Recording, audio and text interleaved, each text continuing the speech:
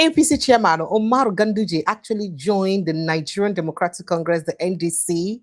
And if this is true, is it just a trick as somebody to pin down P2B or cause one problem or the other for the party? We're going to leave them in a long-lasting litigation where it destroy their chances of winning the election in 2027.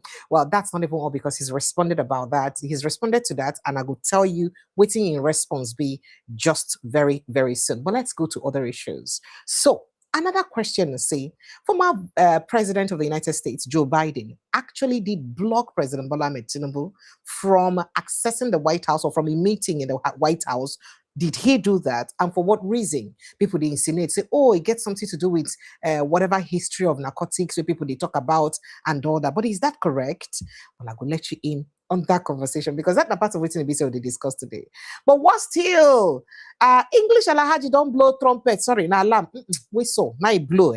Why they talk? Say, did you know that? Say, according to him, say then they use military helicopter or they use Nigerian military helicopter use airlift wounded bandits, aka terrorists, for inside Nigeria. And people say, wow, is this correct? Has Nigerian army responded or reacted to this? Well, all of this and other issues now we're going to discuss this evening. Thank you so much for joining us. Welcome to Updates with Precious.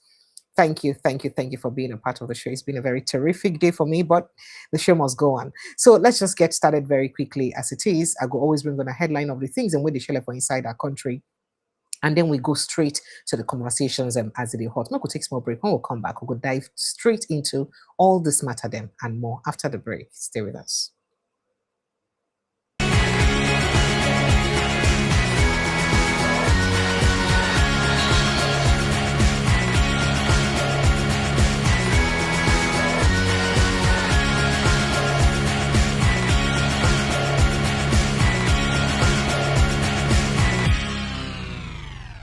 Good evening, Nigeria. Welcome to Updates with Precious. Another very beautiful day to bring on an update of all the things really happen for inside our country, Nigeria. My name is Precious Inye, and it is always sweet my belly to bring on an update of all the things really happen for inside our country around politics, economy, news really affects you and I. So let's get straight into the conversation.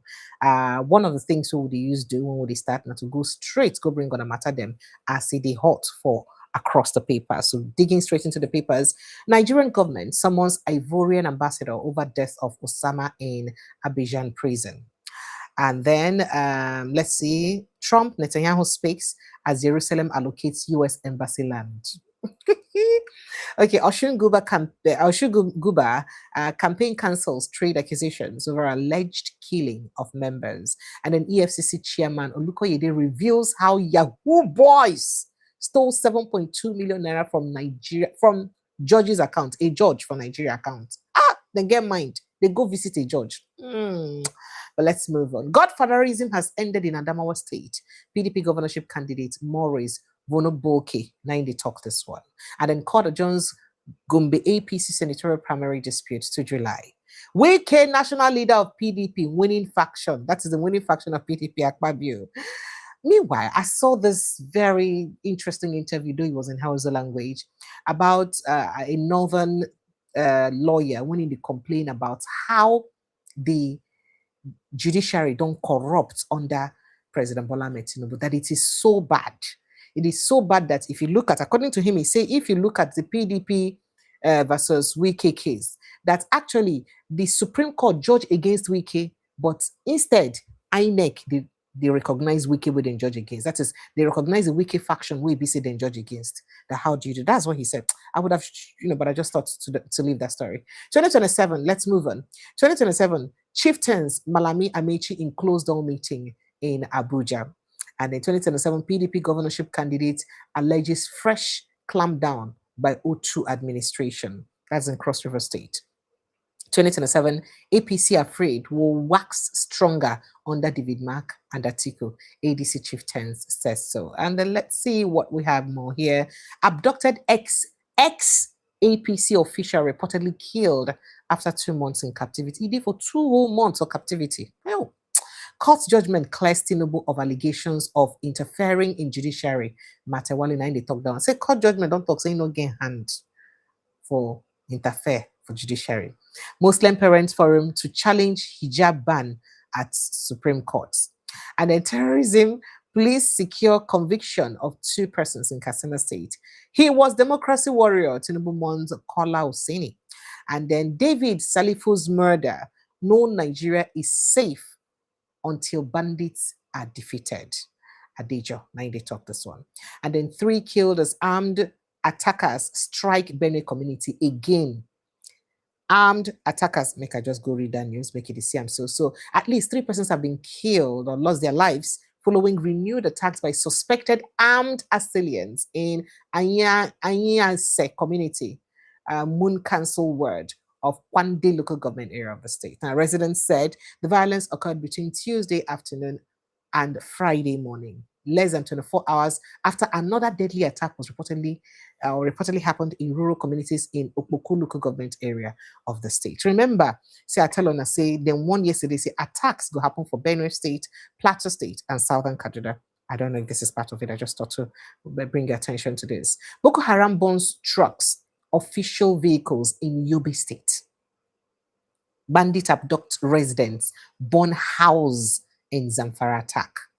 Kano Hisba arrest man over alleged trafficking of 2 girls. And then police arrest 4 suspects over robbery of 36 NYSC members in Adamawa State. And Ebonyi police arraigned 3 for alleged mob attack. And then let's move on to other issues. Tinubu's administration is definition of organized crime, unquote.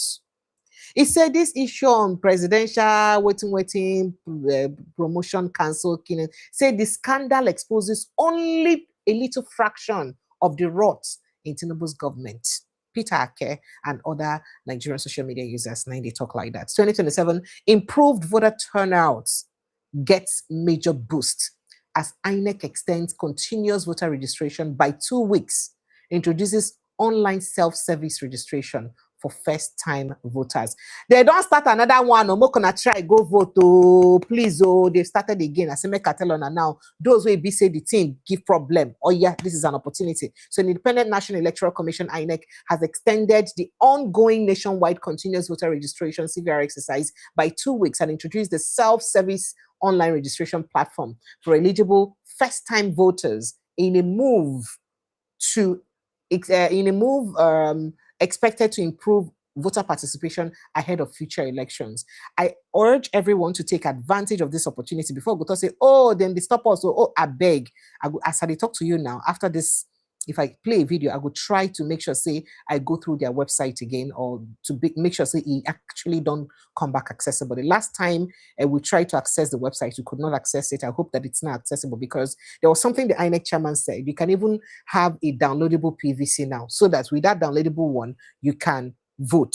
And it will not be something that you say, oh, because I could not get the PVC, even after my online registration, I cannot vote. So I just thought to call your attention to this. Please, Nigerians, do the needful. So the commission announced this decision in a statement today, Friday, explaining that the extension followed a review of the exercise and feedback received from each state offices, political parties, civil society organizations, and other stakeholders. According to the INEC, the nationwide CVR exercise, which commenced on August 18, 2025, was originally scheduled to end July 10, 2025. However, the registration exercise will now continue until Friday, July 24, 2026, giving more eligible Nigerians the opportunity to register and then, of course, vote.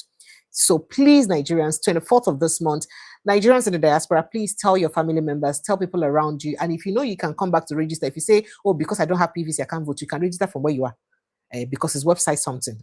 So you can register from where you are, download your PVC from where you are, make sure that it's centered, you put in an address around where you know you can vote and then come back to vote. Please, we're begging you people, just ensure that you do so. I just thought to pass this information, a piece of information, so that we can all be aware. Now, Baja Gates, despite Tinubu government denial, Nigerians unearthed more evidence showing Accountant General's office posted foreign affairs officials to PFIPC. That is, then carry people from Foreign Affairs Ministry to this particular agency where they say they exist. Let me just give you a breakdown of that conversation. So fresh official documents have emerged amid the controversy surrounding the Presidential Foreign Intervention Promotion Council, PFIPC, revealing that the Office of the Accountant General of the Federation, OAGF, approved the redeployment of civil servants from federal ministries, including the Federal Ministry of Foreign Affairs, to this agency in 2025, just last year. The same non-existing, non-existing agency. You understand? Now, the documents surfaced as Nigerians continue to scrutinize the federal government's insistence that the PFIPC does not exist, despite mounting evidences suggesting otherwise. Now, a circular that dated August 28, 2025, and signed by Dawuda Abdul Hamid, Director of Administration at the Office of the Accountant General of the Federation, showed that Treasury officers from the Federal Ministry of Foreign Affairs and other government ministries, departments, and agencies were officially posted to this PFIPC.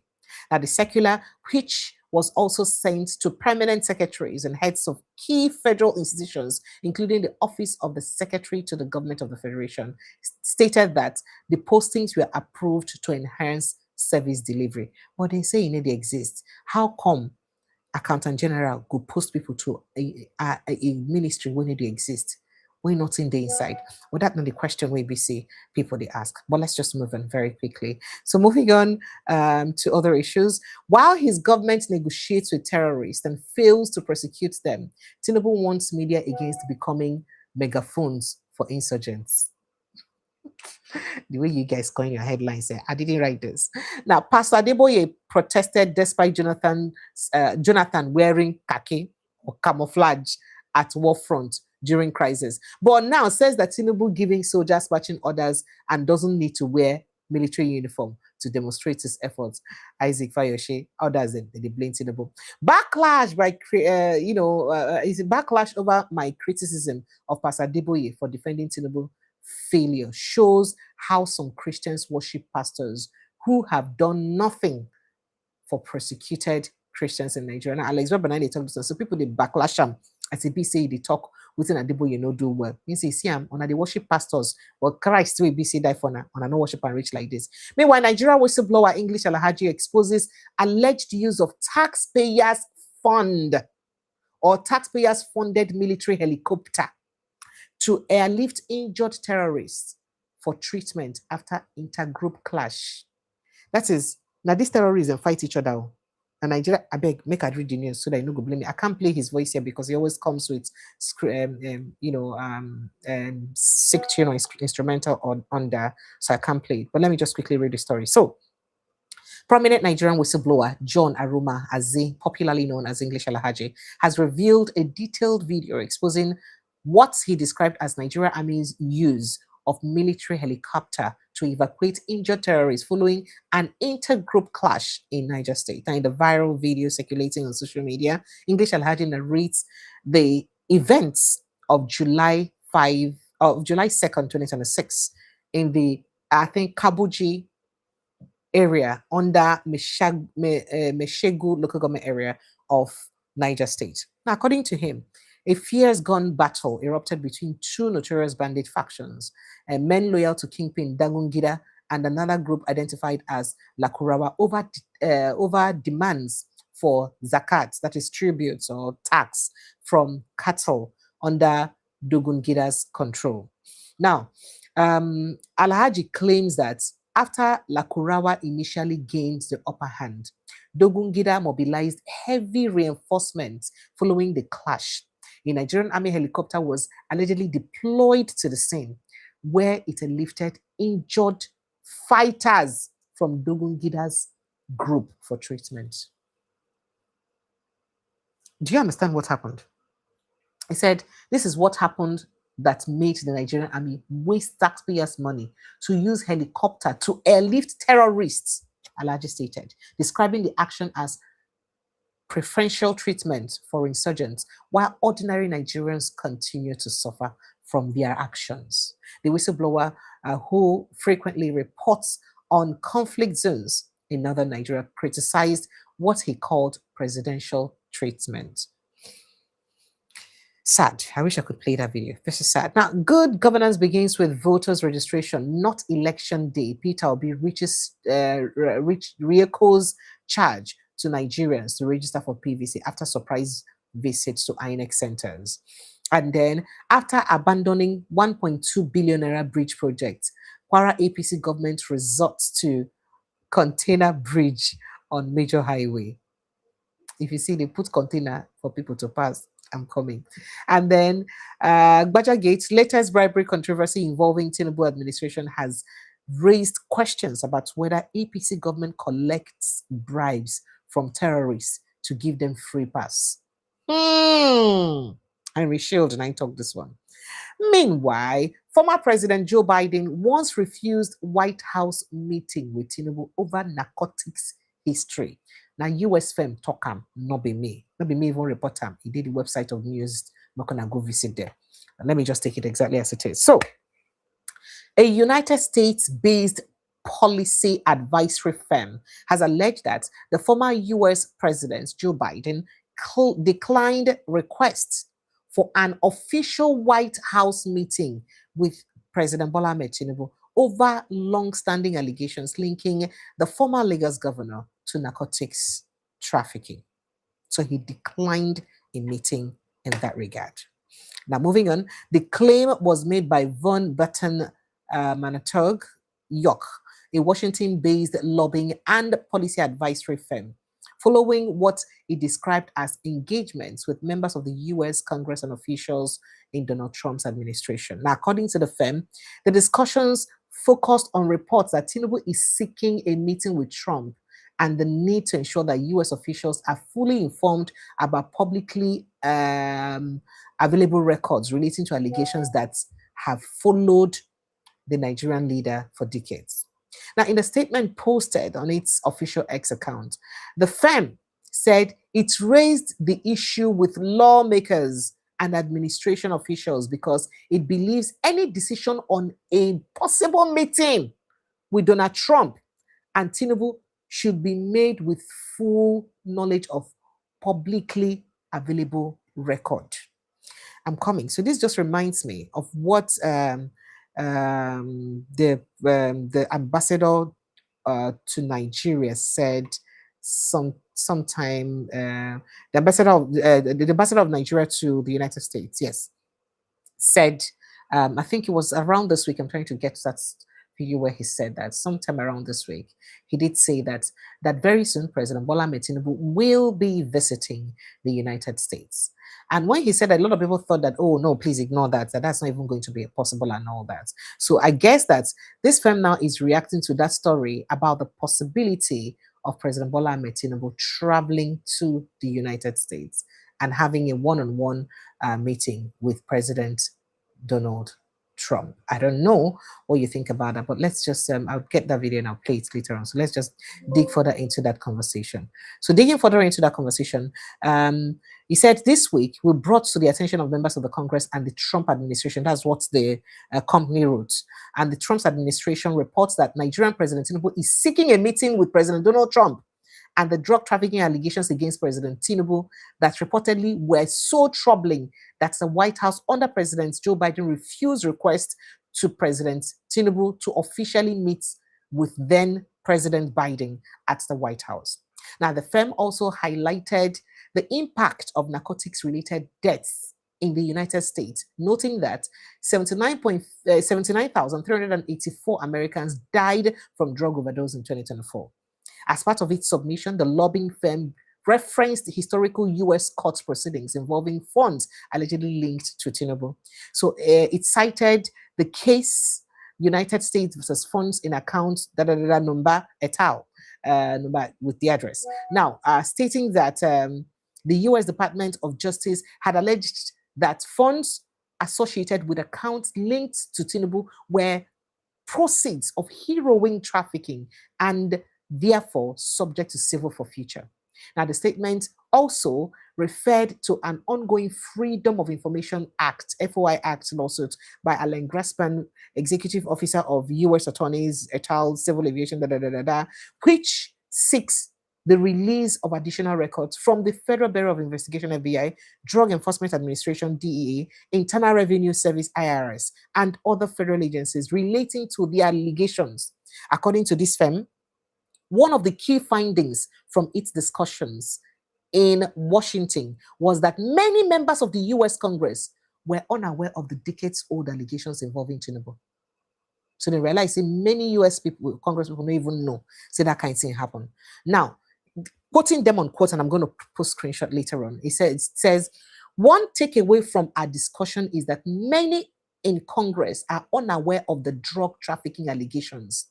Our objective now is to ensure that President Tinubu is not placed in a compromising position and that decisions affirming US foreign policies are made with full knowledge of the publicly available record.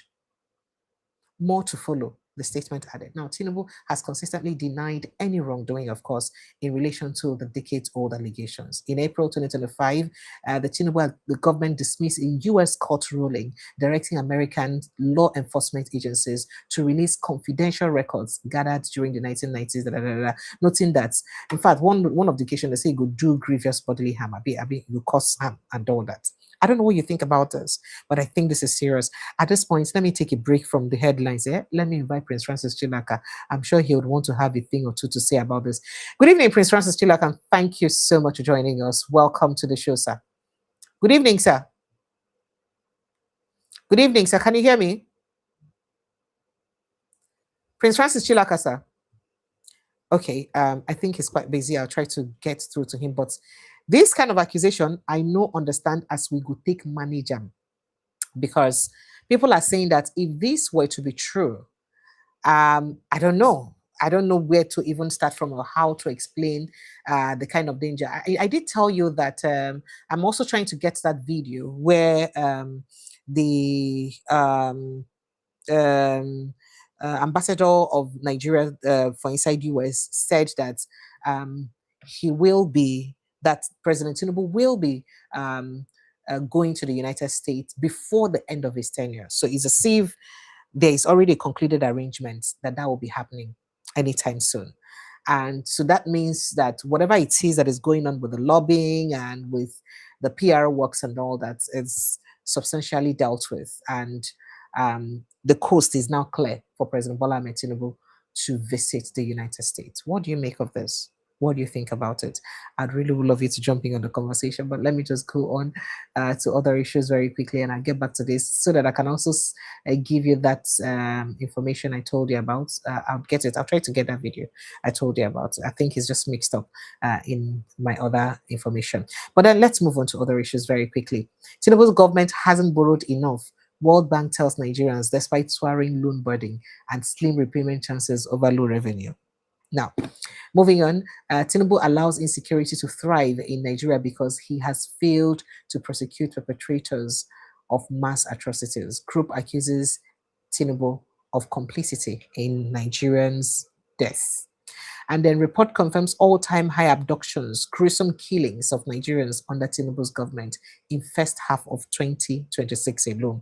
In fact, they say the kind of deaths we don't happen for this 2026, it never happened for Nigeria for a long time. That is the all-time high, according to the report. Let me quickly give you a breakdown of that report. So a new mid-year investigative report has raised fresh concerns over Nigeria's worsening security crisis, noting that the first 6 months of 2026 witnessed record levels of abductions and gruesome killings under the Tinubu government, despite officials' assurance of improved security. People like Reno Mokere, for instance, say the country don't be safer under President Bola Tinubu. But reports now, the carry say, we never see this kind of level of insecurity before. It don't do worse. Prince Francis Chilaka, thank you so much for joining us and welcome to the show. Good evening, sir. Precious, how are you? I'm very well, thank you, sir. Welcome to the show. So, a few stories I'd like you to jump on before we get to others. First of all, this story about the report about, let's start from the very beginning. Now, according to this report, or the organization that read the report, they said 3,600 civilians were killed during the 6 months period in incidents linked to jihadist violence and related attacks. That is the first 6 months of 2026. Well, 3,600 people alone. They say an all-time high. And these victims, the victims of these 3,600, 2,550 of them are Christians. Excuse me. and 1,050 alone are Muslims. Well, when people started talking about Christian genocide, um, you saw the way your government went about it.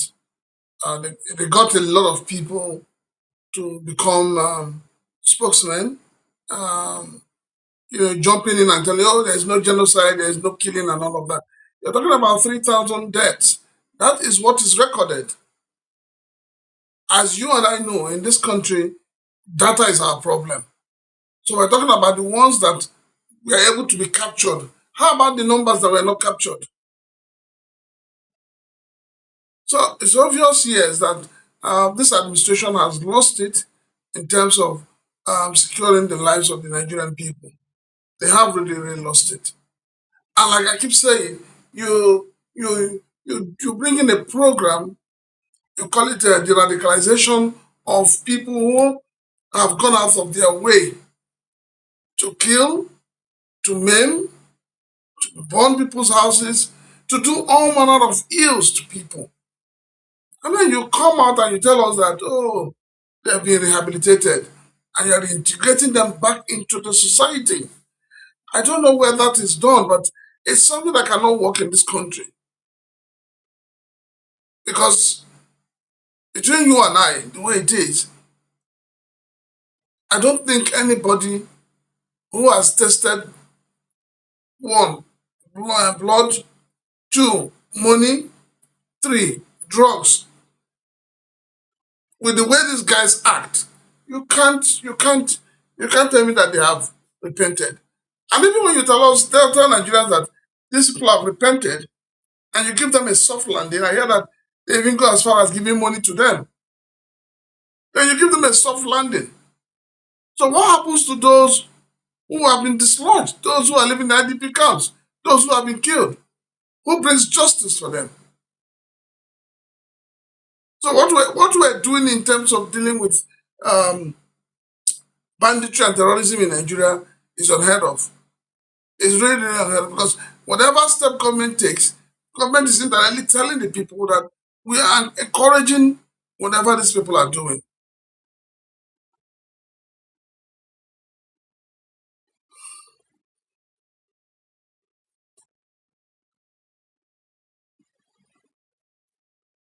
I can't hear you. You're reacting to this, I'd like you to quickly react on the story of how a helicopter, I don't know whether you hear say two terrorist factions in a fight. Then carry our helicopter to use airlift the wounded ones. Let me go a bit further backwards. I remember a few weeks back, we heard that some people were rescued. We heard about the children who were kidnapped when they were writing their SSC or whatever they were writing or examination, and we heard that Nigerian soldiers came and confronted these people and they rescued about 10. And then I kept asking, in all of this rescue situation, how come we don't see them kill the bandits? How come we don't see any wounded one? But then two factions are fighting and you are airlifting them to go and give them treatment. I mean, is it not the height of madness? It doesn't speak well. A lot of things are not adding up. With things like this, it is becoming obvious to Nigerians that the government seems to be in the forefront of promoting, abetting, and supporting this banditry. I'm sure you've heard that the American military has pulled out Yes, of some of Nigeria. They them. say they don't achieve waiting them can do, say they don't kill terrorists. And meanwhile, people like Mike Arnold, they talk say that the real people where they kill Christians, they don't even touch them. Maybe the Fulani militia. They didn't even touch them So at no, all. the question is first of all they said they came to kill the ones at the Chad Basin, and now we need to begin to ask why did the Americans really come and why were they restricted? What kind of agreement or what kind of um, bilateral agreement did they enter with the government? While they were here, let's say the way it is, while they were here, banditry increased. And it is not like they say, we're saying, oh, okay, they have reduced these elements to say 10%. Because on a daily basis, people are being kidnapped, people are being killed, homes are, ancestral homes are being burned, people are being pushed further into IDP camps. So we want to know, why did they come? Did they achieve the aim of their coming? And if they did not, then it means that things are really going to get worse. Okay, so let's go around this particular story now. The one we get to do with President Bola Tinubu's supposed US visit. I don't know if you heard what the US lobby firm, this lobby firm, actually the lobby firm will be Atiku Abubakar hire, and they don't come out with great some kind basbos, say President Bola Tinubu actually tried to lobby Joe Biden to visit the White House, but Joe Biden refused because of the allegations around narcotics. And then according to them, then talk say why the lobby group or the different lobby groups did the lobby, they try push hard, make it be say the president visits with Donald Trump happen very quick. And he was trying to let the lawmakers know and all that. He realized the majority of the lawmakers from inside US are even unaware that Tinubu had once forfeited money for narcotics. The allegation they are not understand. So how possible is it that some House members are unaware? And then does it really matter if the president eventually visits our president eventually visits the United States? And the issue around Joe Biden denying President Tinubu what did they call him? Audience, sorry, meeting because of the narcotics, whatever it is that they say. Is it that Donald Trump may not have been aware of it? There are lots of questions around that. What's your reaction to that, sir? Okay, I'll post let copies of that, sir, so that let, people let will us see get their reports. Yes, sir. let us get some facts clear. First and foremost, we've not heard anything from the American government talking about Nigerian president being invited to America. We only had the Our Nigerian. ambassador said it. I'm coming, precious. Okay, sir. We only had Sorry, our sir. Nigerian ambassador say that he hopes that before he finishes his own tenure as an ambassador, that your president will visit America or your president will visit the White House to see Donald Trump. So it's not like saying, oh, the president. He didn't say that the president is coming like the American government is expecting. He said no. He, the ambassador, hope and wish, and that is what he prays for. So let us not get this thing out of context. Even if Mr. President has to visit America, the American government will be the ones to announce it. Nobody has talked about it. It's just the hope and the prayer and the aspiration of your own ambassador. He believes that maybe he'll be able to pull the strings that will allow the president to come to America. But as far as the American government is concerned, that is not on the corner. So going to this accusation around Joe Biden denying Tinubu audience, sir. Well, the issue of our president and the issue of America, DEA and all of that, is something that we don't really, it's something that has continued to drag. There have been court injunctions where they have asked the FBI and everybody to release information They on your mentioned president. that too. Yes, they And mentioned that too. the president has also had his own lawyers who have kept pushing to ensure that whatever document they have is not released. So you have a situation where you really don't understand the kind of between Nigeria and the US, because we don't understand why um, each time the judge gives a directive, the lawyers to the president will file another motion that keeps delaying it. So if you have nothing to hide, why would you go through all of that? If President Bola Tinubu believes that he has nothing to hide, why would you go through, so much stress, so much wahala, just to ensure that documents or information on you are not released? So except he has something to hide. And that's why we're also asking in Nigeria, who is our president? Our president is President Bola Tinubu, sir. Yes, what do we know about him? Mm. Yes, He's it's our a question president that now. needs an answer. If I ask today, who is Precious N? Everybody, they'll start tracing you to Ndoki. They know your father, they know your grandfather, they know your great grandfather. But then, can we do the same with our president? And we can't. He's our president, but he's from Lagos State. Who told you? Is it not Lagos State, sir? Tinubu family. Which Tinubu? The family of Tinubu in Lagos State, sir. So you think? If you go and check where people have traced it that it's from Oshu State. Eh. Yes. So I'm we not need to, aware. so it becomes these are issues. And I remember a few weeks back, P2B had said something very interesting. But sometimes when people speak the truth in this country, we don't escalate it. We just find a way to kill it.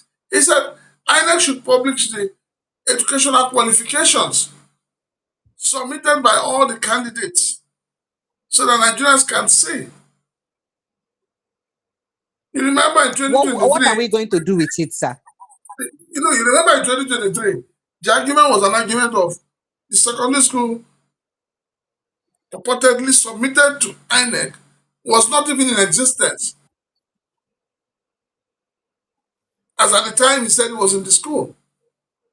That's what them said. That's what they said. So it's very important that INEC should also help Nigerians. You can't have an organization headed by a professor and they will not do the right thing. It doesn't cost you anything. Put out the results. You heard that the former minister for um, uh, was it I remember the ministry now has just been arrested. The same minister that was accused of falsification of results. Okay, Oga, which Oga, your brother? As at the time he was a minister, nobody Uche touched him. Naji. Uche Yes. Naji. As at the time he was a minister, he was above law. Nobody could arrest him. Nobody could touch him. But now he has been arrested for the same offense. So you find out that, like I keep saying, Nigeria is a country that has two laws. One law for the rich and another for the poor. But the truth of the matter is that, we need to be able to know where our leaders come from, who our leaders are, what they stand for. It is very, very important. Okay, sir. So I just show you screenshot of waiting that law firm writes. I don't know whether you see a screenshot of waiting their rights put up. And they actually tagged everybody taggable. The Von Batten, Montague, New York. They tagged everybody. If you see the below post for that place, then tag the US president, they tag everybody. And also these people, they take their social media handle. They know they like us, we busy with the look at my ceremonial. But people are saying that all of this is, you can see all the tags, so if you said the tag here. But people are saying that all of this drama where they want act now, is it even, what is it, where you go lead to? Why bother? Why flog a sleeping dog, a sleeping horse, a horse that is pretending to sleep? Does it make any difference? Why are they doing this now? Because they heard that there may be a likelihood of President Bola Tinubu coming to the Well, US. And then remember that this comes as Donald Trump has said that they have finished the terrorists in Nigeria. You understand? So do you think that that's why they're doing this? well, you know that as at the last election, there was a legal battle between Atiku Abubakar and then Bola Tinubu before he became a president. And you know that that legal battle has not been settled. It's still on. So the one thing I hate, one thing I don't like Nigerians for is that this mindset of let it be, laissez-faire attitude. Which one I want to drag this thing for now? It doesn't matter. She's been at 8 years. It will soon finish in 8 years. Make we rest. But it's not helping the country to develop. Because when we keep having the worst of us ruling the best of us, then there's a problem. Whatever it is about our leaders, we should know. When the issues come up, we should know. When they are queried, we should know. So that they must understand that sovereignty belongs to the people. You see, I keep telling people that what played out, if you look at what played out in South Africa, it wasn't that the government did not have the power. They didn't have the police or they didn't have the military to quell any kind of riot or uprising. But because the government in South Africa realizes that power belongs to the people. And they were very careful on how they traded on that matter. So South Africans, to a large extent, are not like Nigerians, where, you will be giving money to go and learn how to fry akra, fry plantain, fry yam, fry corn, and you forget where your suffering starts from. Nigerians are too quick to forget where the rain started beating them. Nigerians are too quick to hail those who are holding them down. Nigerians are too quick to accept whatever, in quotes, their leaders push out to them. And that is why the leaders are doing a lot of things with impunity, because they know that the people will not talk, the people will not react. So it is rather very, very shameful. We need to get out of that mindset of saying, oh, if there's an issue, how do we let us attend to the issue? Let us get involved. Let us follow it to logic conclusion. Rather than feeling that, oh, this tendency of, he is my religion, he is my tribe. Why would they be coming after him? Even when you know that your tribesman has committed an offense. So we must grow above that. If this country has to move forward, we must be able to say, when we see something that is wrong, we shout it out that it is wrong. I tell people something. I say, look, of all the tribes in Nigeria, the Igbos are one funny tribe. The Igbos don't protect thieves. They do not. They will rout you out immediately. And I wish other tribes were doing the same. All right, sir. So talking about calling out very quickly, going back to that report by that lobby firm that Atiku hired, see what they posted. They said 79,384 Americans died from drug overdose in 2024 alone. 79,000. No be mosquitoes, human beings. He said this week, we brought the attention of the members of the Congress and the Trump's administration report that Nigerian President Tinubu, they even get my Taga president. These people don't have respect. Official BAT is seeking a meeting with president. They contact Donald Trump and the drug trafficking allegations against President Tinubu that reportedly were so troubling that the White House, the entire White House, under President Joe Biden, the entire Joe Biden, refused requests for President Tinubu to officially meet with then President Biden at the White House, saying that because of the drug issue, I make Joe Biden no meet for White House. Now, according to U.S. court records, including United States, they then put the record there, allege that funds linked to accounts, they can't even talk the Alan Greenspan case and all of those. They can't even give Nigerians links and made them go see their link, made them click on the link, say they will download everything we get to do with the court case. of the for future and everything.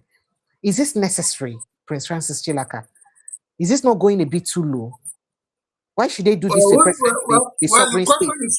The question you should be asking is who is going too low? Is the lobby firm? How Is will it you say not they're going too going low? low? In what sense? Is it their business? They are not Nigerians. They don't need to be Nigerians to tell you the truth. There are What things truth, we sir? say. There are things we say about Joe Biden. I mean, about Donald Trump in Nigeria. Are we Americans? Have you forgotten what people said when America said they were coming to gun blazing?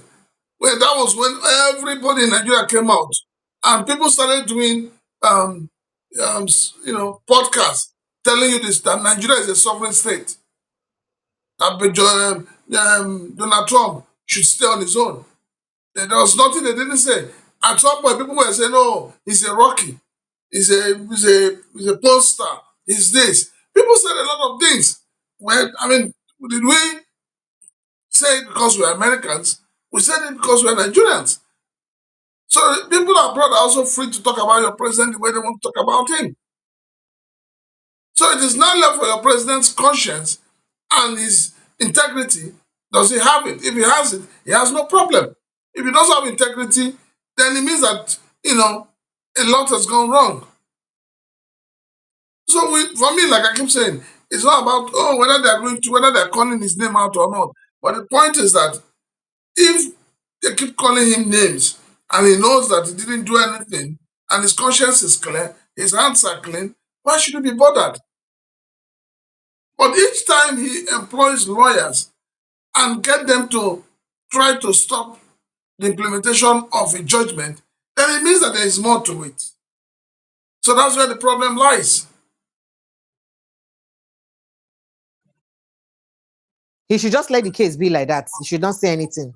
He should just let people just go Well, ahead and file and sue and get no. any document they want to All get. I'm saying is that he has a right to defend himself.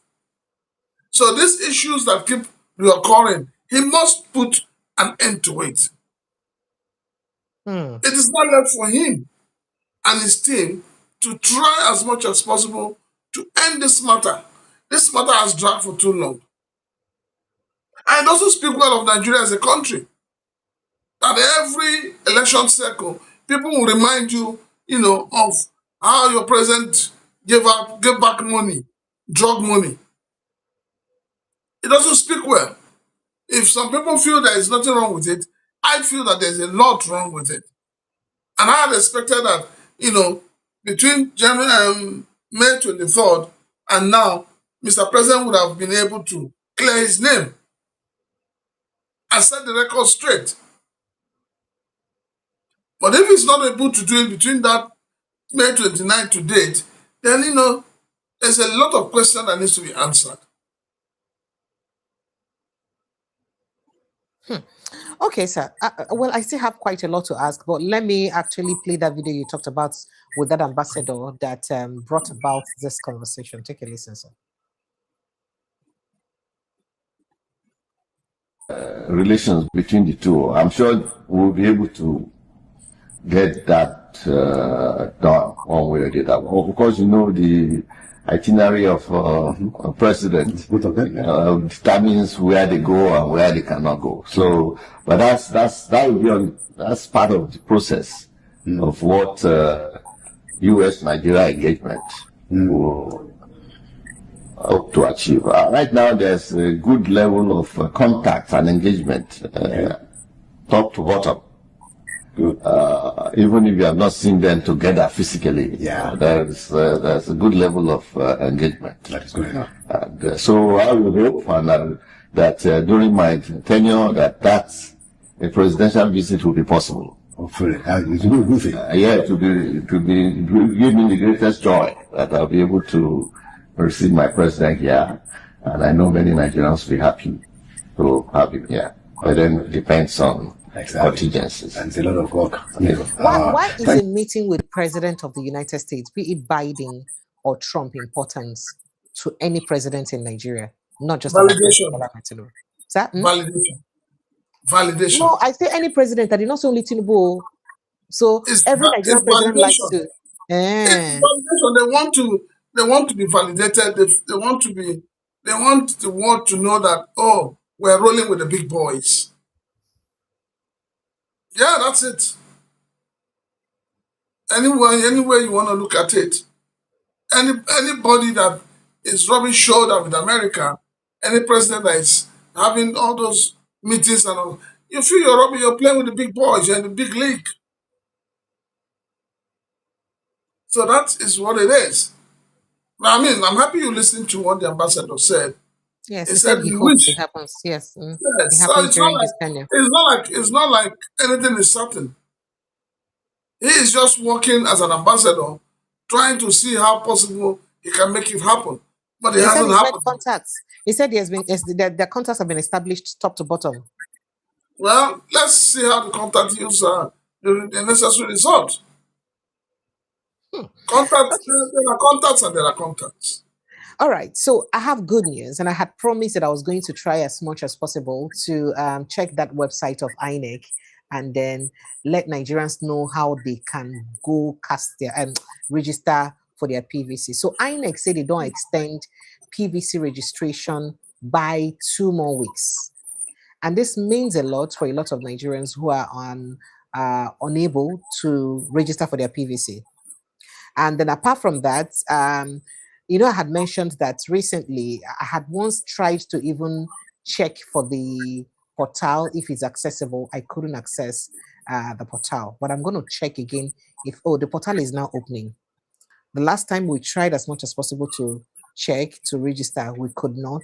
But now I can see that PVC pickup, check voter status, polling units, a locator, registration centers. I can see that. So that portal is opening now. It's open. I did it today. I Okay, no, but for the past 2-3 weeks thereabouts, he was unable No, to. He was not responding. So it's open, yes. So the good um, news. Okay, sir. The good news is that the INEC chairman has said, by the way, that video I played with the ambassador is courtesy of Channels Television and Laulu Akonde. Now, the INEC chairman has said that they're having downloadable PVCs.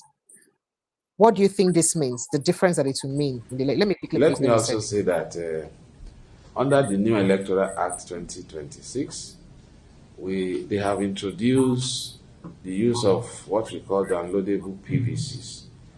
For PVCs, and this is an area to that will need a lot of education. So downloadable, it's not every PVCs that are downloadable. Hey, You must have gotten your PVC before, and you must maybe the PVC is lost, the PVC is defaced, or some other you cannot read your the number that is there. But the voter must go and complain. It's not automatic.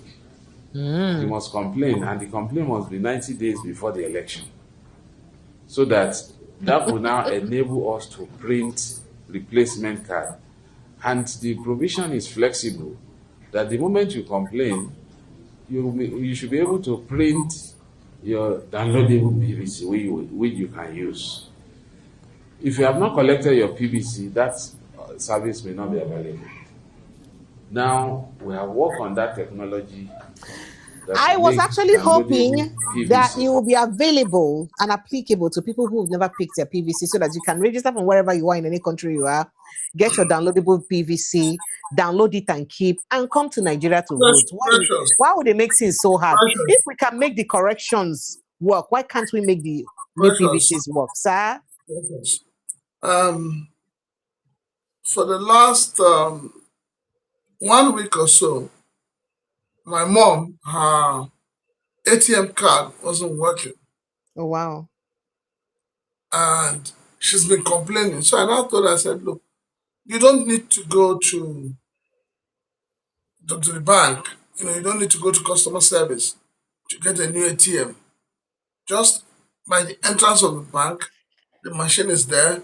All it needs is your biometrics, your account number, and a new ATM is printed for you. As simple as ABCD.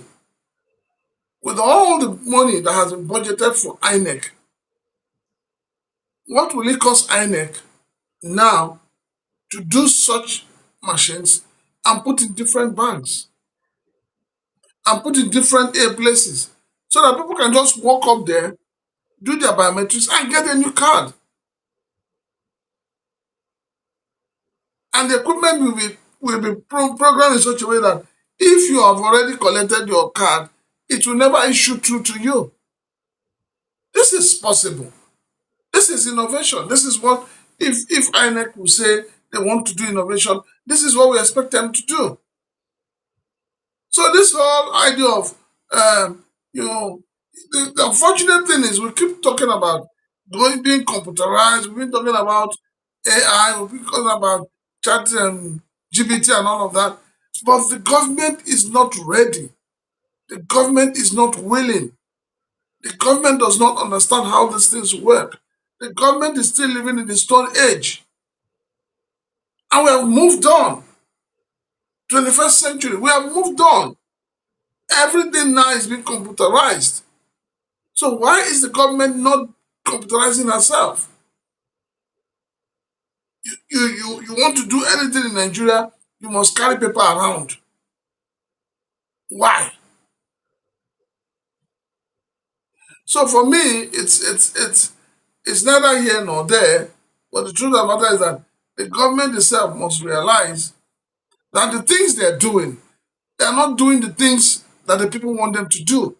You're making life difficult for the people. You are suffering the people. We do not need to be all gathered in INEC office because we need to get our voters card.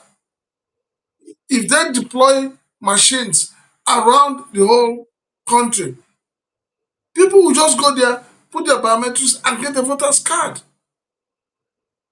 So why is it so difficult? So these are the things, these are questions we're asking. And then the INEC chairman will come and give you sweet talk. This was the same sweet talk his predecessor gave to Nigerians, promised Nigerians heaven and earth. At the end of the day, we had a glitch, and the man could not come out boldly to explain to Nigerians what he meant by we have a glitch. So I asked myself, maybe initially we're using judges for elections. Things are not moving well. Where we have tried professors, things are not moving well. The question is, maybe we should try policemen. All right, so let's move on very quickly to other issues. Oh, but Precious, you have to enunciate portal like an educated lady. Which educated? I am a backward Akarasela. Are you whining? If our first lady can be an Akarasela, why should I not be an Akarasela? That brings me to what the president said earlier today. You've seen that video. Let's take a listen. Gentlemen of the press, ladies and gentlemen, my dear wife, the first lady, Yalakara.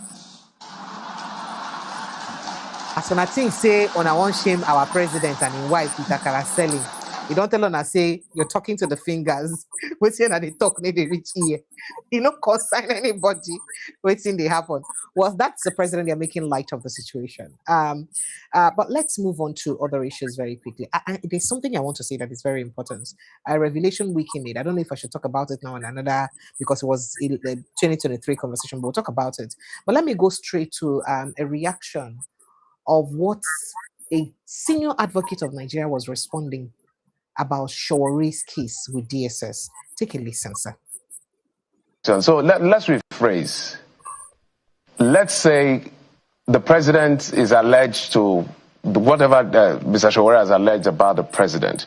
People are wondering why it is the responsibility of the DSS to protect the image of the president. Those words I'm very cautious with those words. So the president, if he feels insulted, if he feels disparaged, is it that the president himself cannot sue or the attorney general cannot sue? Why did the DSS have to come in? And to what extent does it border on national security? That with I'm trying not to go to the substantive issue because that is what the court will decide. But we're just speaking peripherally now. Why should the DSS be defending the image, keyword image of the president? I have told you, except you want me to be repeating myself here. The issue is clear. a crime has been committed, and particularly against the president of Nigeria. Yes, I agree. He has immunity. Okay, he can't sue, he cannot be sued, right? But if a crime is committed, a crime is against the state, not even the president now, in person. So the crime is alleged to have committed is against the state. How is it? How is it responsible? How is it? No, Mr. Adamson, just hold on. You have brought So he another said dimension. something. Let me save you the video. That's when he was sort of probed on how what Shawari said about the president is a crime. And he now said, when Shawari said what he said about the president, that if you know that the DSS is supposed to at least interfere on anything that would cause breakdown of law and order in our country, right? So the question was asked on how what Shawari said would bring about the breakdown of law and order. And then he went on to say that if, for instance, when Shawari said what he said, and the supporters of the president now get into the street and start fighting the supporters of maybe Shawari or something like that, breakdown don't they now? So they had to arrest Shawari to make sure that there won't be breakdown of law and order. Is this subtly stating that is the president's body language? Of course, we almost know the answer, that most of these agencies have to listen to do the things they have to do. You cannot isolate Shawari's case from other cases. There are people who have abused Mr. President. There are people who have called him names, terrible names. There are people who have gone to investigate whether he went to a particular university or not. And these charlatans, these bootlickers, who had called your president all manner of names, today some of them are ambassadors. And nobody was arrested. This idea of somebody has repented, has become a new creature, forgetting the harm and the damage that person has caused, is a very serious problem. So if you're saying that somebody calls Mr. President a liar, the next thing is the DSS go and arrest the person. It simply shows you that even your president, he has some, sorry to say it, but he seems to have a stint of low self-esteem. Because a man as powerful as Mr. President, with all the things around him, there are certain things he should not bother himself with. There are certain things he should not bother himself with. And one of them is not bother himself with what people are saying about him. Yes, if you accept the only person, the only person that can never be talked about is the dead one. As long as you're alive, people will talk about you. Whether you do good, whether you do bad, people will talk about you. So it's not left for you to choose your path honorably.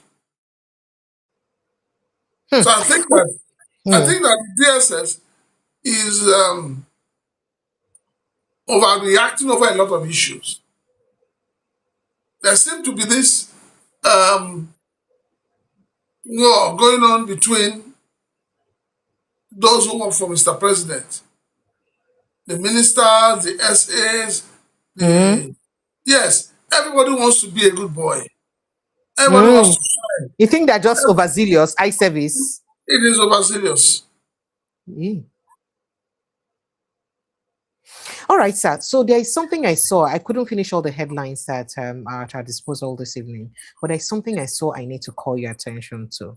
So I first of all came across this video yesterday where this particular man was lamenting and crying and wailing, and then I had to dig further on the conversation, and I saw where he was making a video about what the conversation is, and it's really very sad. But let me just quickly look at 2-3 headlines and I'll bring you back to that conversation. So please just bear with me, because this has to do with, I don't know what to call it, but that while the video is loading, let me quickly just look at those. So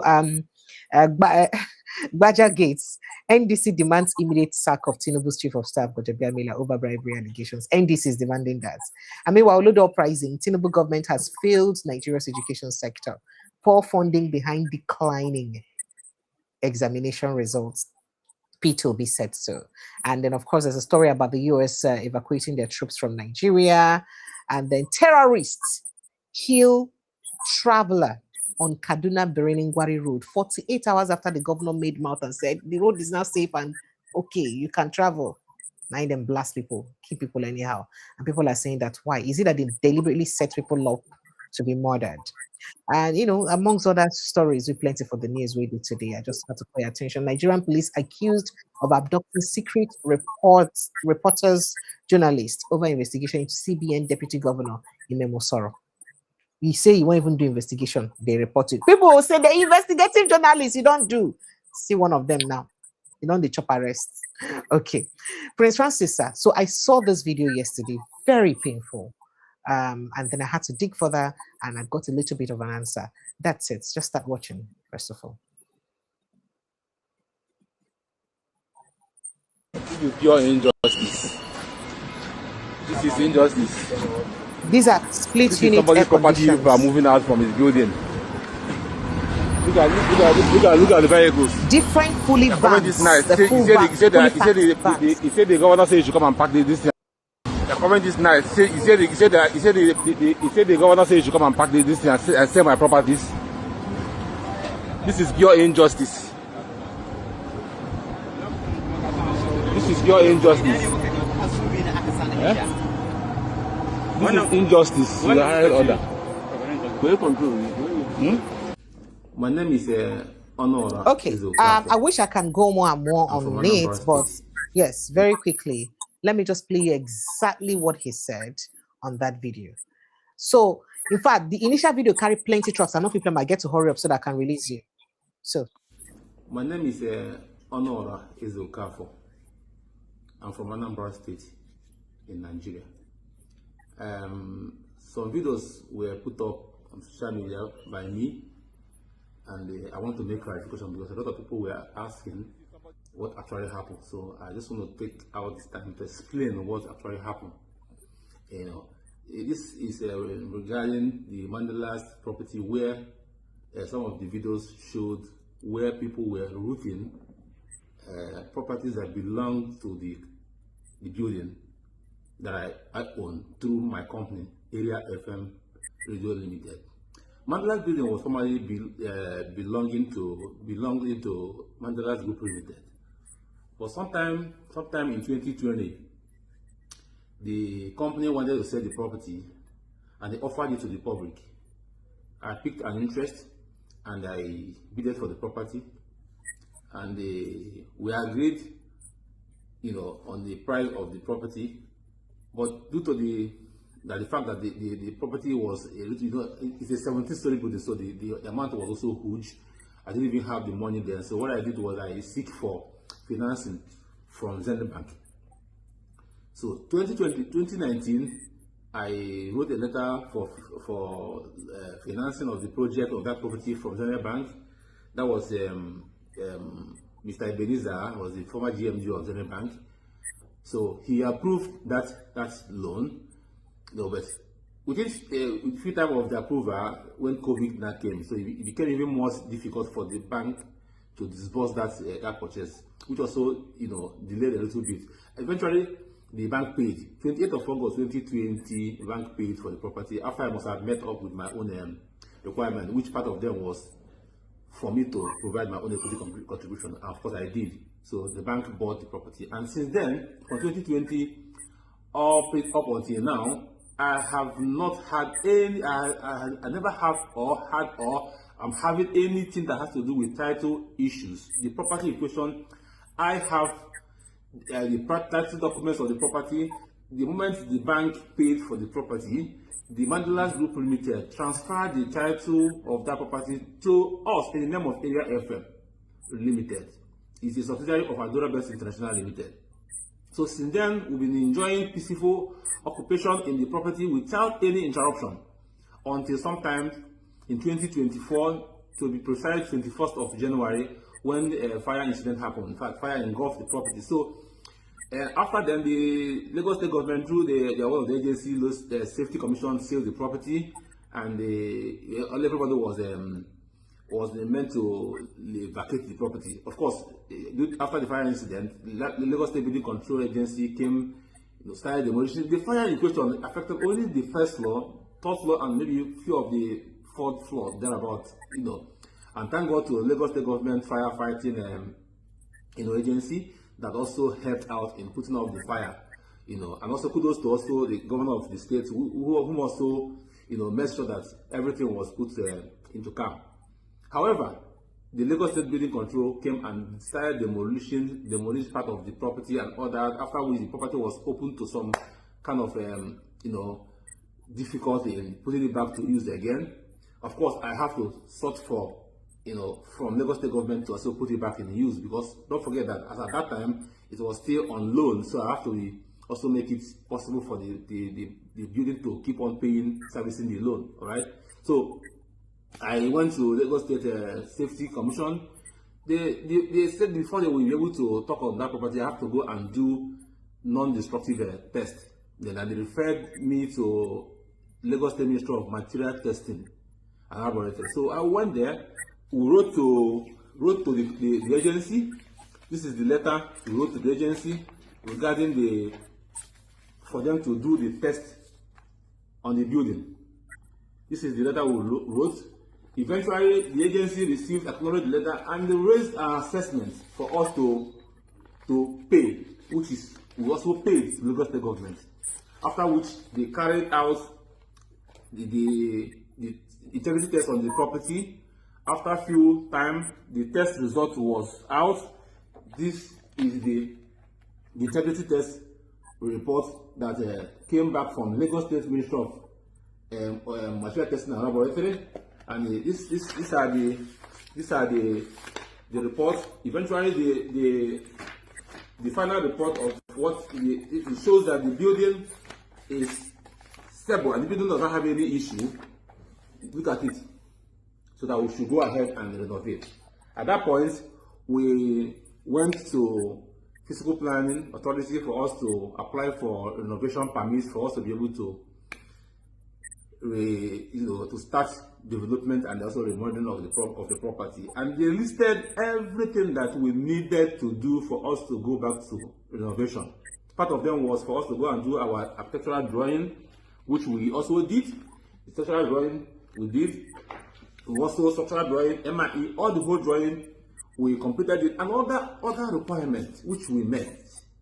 At the end of the day, the Lagos State government now, including the non-integrity test, which was even part of the major request from every agency that we went to, requested for this integrity test, which was part of the documents we submitted and the title document and all that. So eventually they issued us a certificate. This is the approval permit. They issued us a renovation permit dated 18th of August 2025. This is barely about a few months behind. So we tried to also go back to renovation of the property. Of course, it's also a setback to our business. So what we did was also request for another additional fund from the bank for us to renovate the property. We requested for funds from the bank to renovate the property. So, which in principle, the bank has actually approved the loan for us to renovate. However, on us now, to our greatest surprise, on Friday, we have security personnel on site. On Friday, I was at a TLS where I went to submit the renewal of my traveling visa because I am supposed to be traveling for some business engagement. Some of my staff called me that there are members of the Lagos State agency, Lagos State Building Control, the task force of Lagos State, and the policemen. They were in the building trying to enter into the property, and they are insisting that they must open up the place. I just told them that, what are you people calling me for? If they want you people to open, there's nothing we are hiding. We're not doing anything on the building up now. Open for them, let them go. Let them go and check. Let them go and inspect. If possible, they want to do inspection. And they brought the key, they opened for them. They went from ground floor to 17th floor. They went there and inspected everywhere and came back. But today, another surprising thing was that they now asked my boy not to come back to the building anymore. That they are going to take over the property.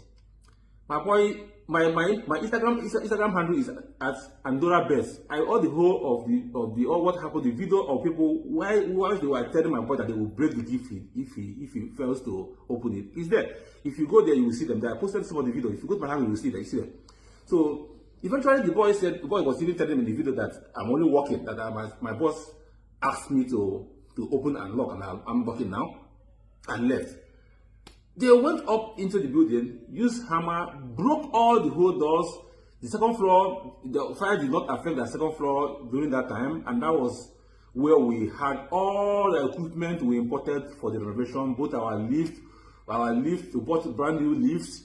The building had 3 lifts before the fire, and we bought 3 brand new lifts. The air condition system, the panel, a lot of things, everything in the place. This architectural plan here, we have about 72 rooms hotel that is planned to be on top of the building. Every equipment, both safe, both fridge, both ACs, everything that we bought back on that second floor as our where we have our storage was broken and taken away by the men of I don't know who they are anyway, because I was meant to believe that they were people from Lagos State Lagos State Building Control Agency. The vehicle they came to that day had the name written boldly written on their vehicle, Lagos State Building Control Agency, and the other vehicle was a task force and police. So because there was no information, they came in on Friday night evening where we could not be able to reach out to people or ask questions, and send all our security people away. All right, so Dechide, yeah, Prince Francis Chilakasa, I just thought to let you know so that we can watch how the man was crying. Injustice, the higher order. Like this, will you be happy? This is not proper. This van is fully loaded with his properties, according to him in the video he made. This is pure injustice. If it belongs to you and you're taking it like this, will you be happy? This is my property. I see people are moving and parking everything in my building, taking it, buying them, selling them. And you said that the Commissioner of Police sent you and the governor sent you. It's somebody's property. This is pure injustice.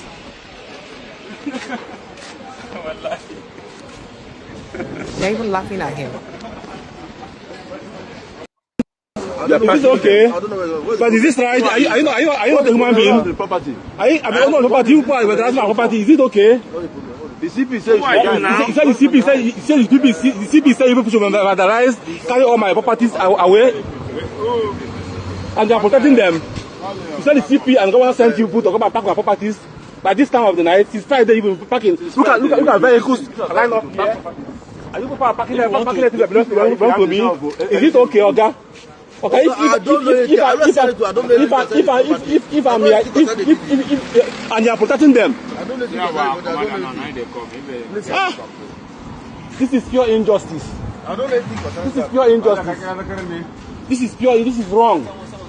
This is wrong. No problem. No, they've asked you to stop. Now, what you're giving, you're protecting them now for them to pack all my things, to move, vandalize my property and move out my property. Is that okay? And you said the CP, yeah, we are aware of it, and the governor sent you, give you approval. Is that okay? Is that fine? Yes, you're full man sweat. I don't know what you're saying. You're full man sweat. What I come to work for in this Lagos, you people now came and be packing it up, and you say the CP is aware. This is bad.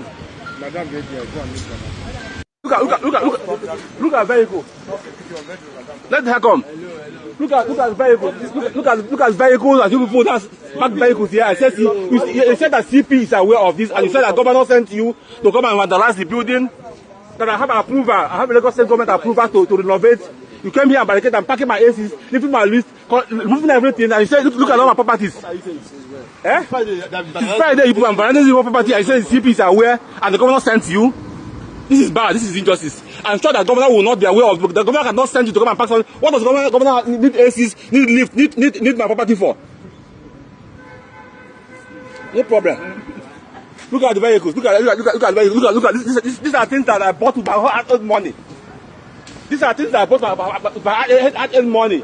If when I came, say the CP sent you and governor sent you to come and vandalize and take everything away from by this time, what is the time now? Is this okay? This is pure injustice. Look at the vehicles that they park here. That means they want to empty that building this night. Look at.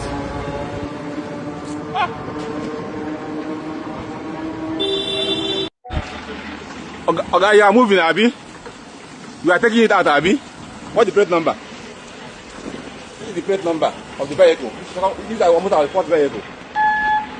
No problem. That one is fully loaded and is going out. You said the CP is aware that people are coming here to by this time of the round. Which government will allow you to come and work on Sunday? Which government will allow you to come and work on Sunday? On Saturday and Friday night, which government will allow you to pack a bookie and come here? Is there any of this from government? Is there any of this government from government? Are these people government officials? Are they government officials? These people don't have a approval from Lagos State government to renovate. If you want to see the building for any reason, does that also give you the right for you to now go to my property and start vandalizing, bringing everything that is building down from the 16th floor to the first floor, packing them and putting them in a bus, line up buses like this, taking them out from my building, and the CP gave you instruction. You have a task force, and Lagos State government is aware. The governor gave you an approval. And Nigerian police is giving them protection. Are these boys here? Are they from Lagos State government? Are these boys here from Lagos? Are these advocates people from Lagos State government? Open this thing. Wait. Open this thing.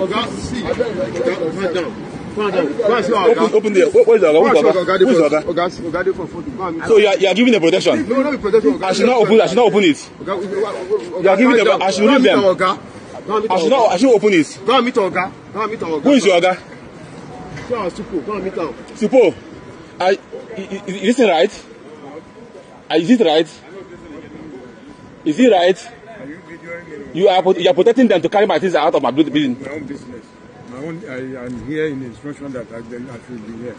So, to protect them to carry my things. Carry your things out. So they are carrying properties from here. But to carry my things out yes, they give me instruction to go. The CP gave me instruction to come here and protect them to be carrying my things away from the building. My own is to protect the building.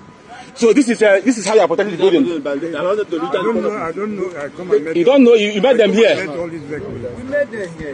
You met them carry. So you are. I didn't see anybody carry anything. Don't tell me that I got them. Hey. Don't shout at me. Okay. Hey, didn't see anybody carry anything, sir. Okay. I came here and met all these vehicles here. Since Friday. Since Friday. You came here on Friday. I came here on Friday. I'm coming here every day, and all the whole videos of the trucks that have been carrying things here. This number does it belong to Lagos government? This number. Is this Lagos government number? That one is also moving. They are all disappearing. They all disappearing one by one.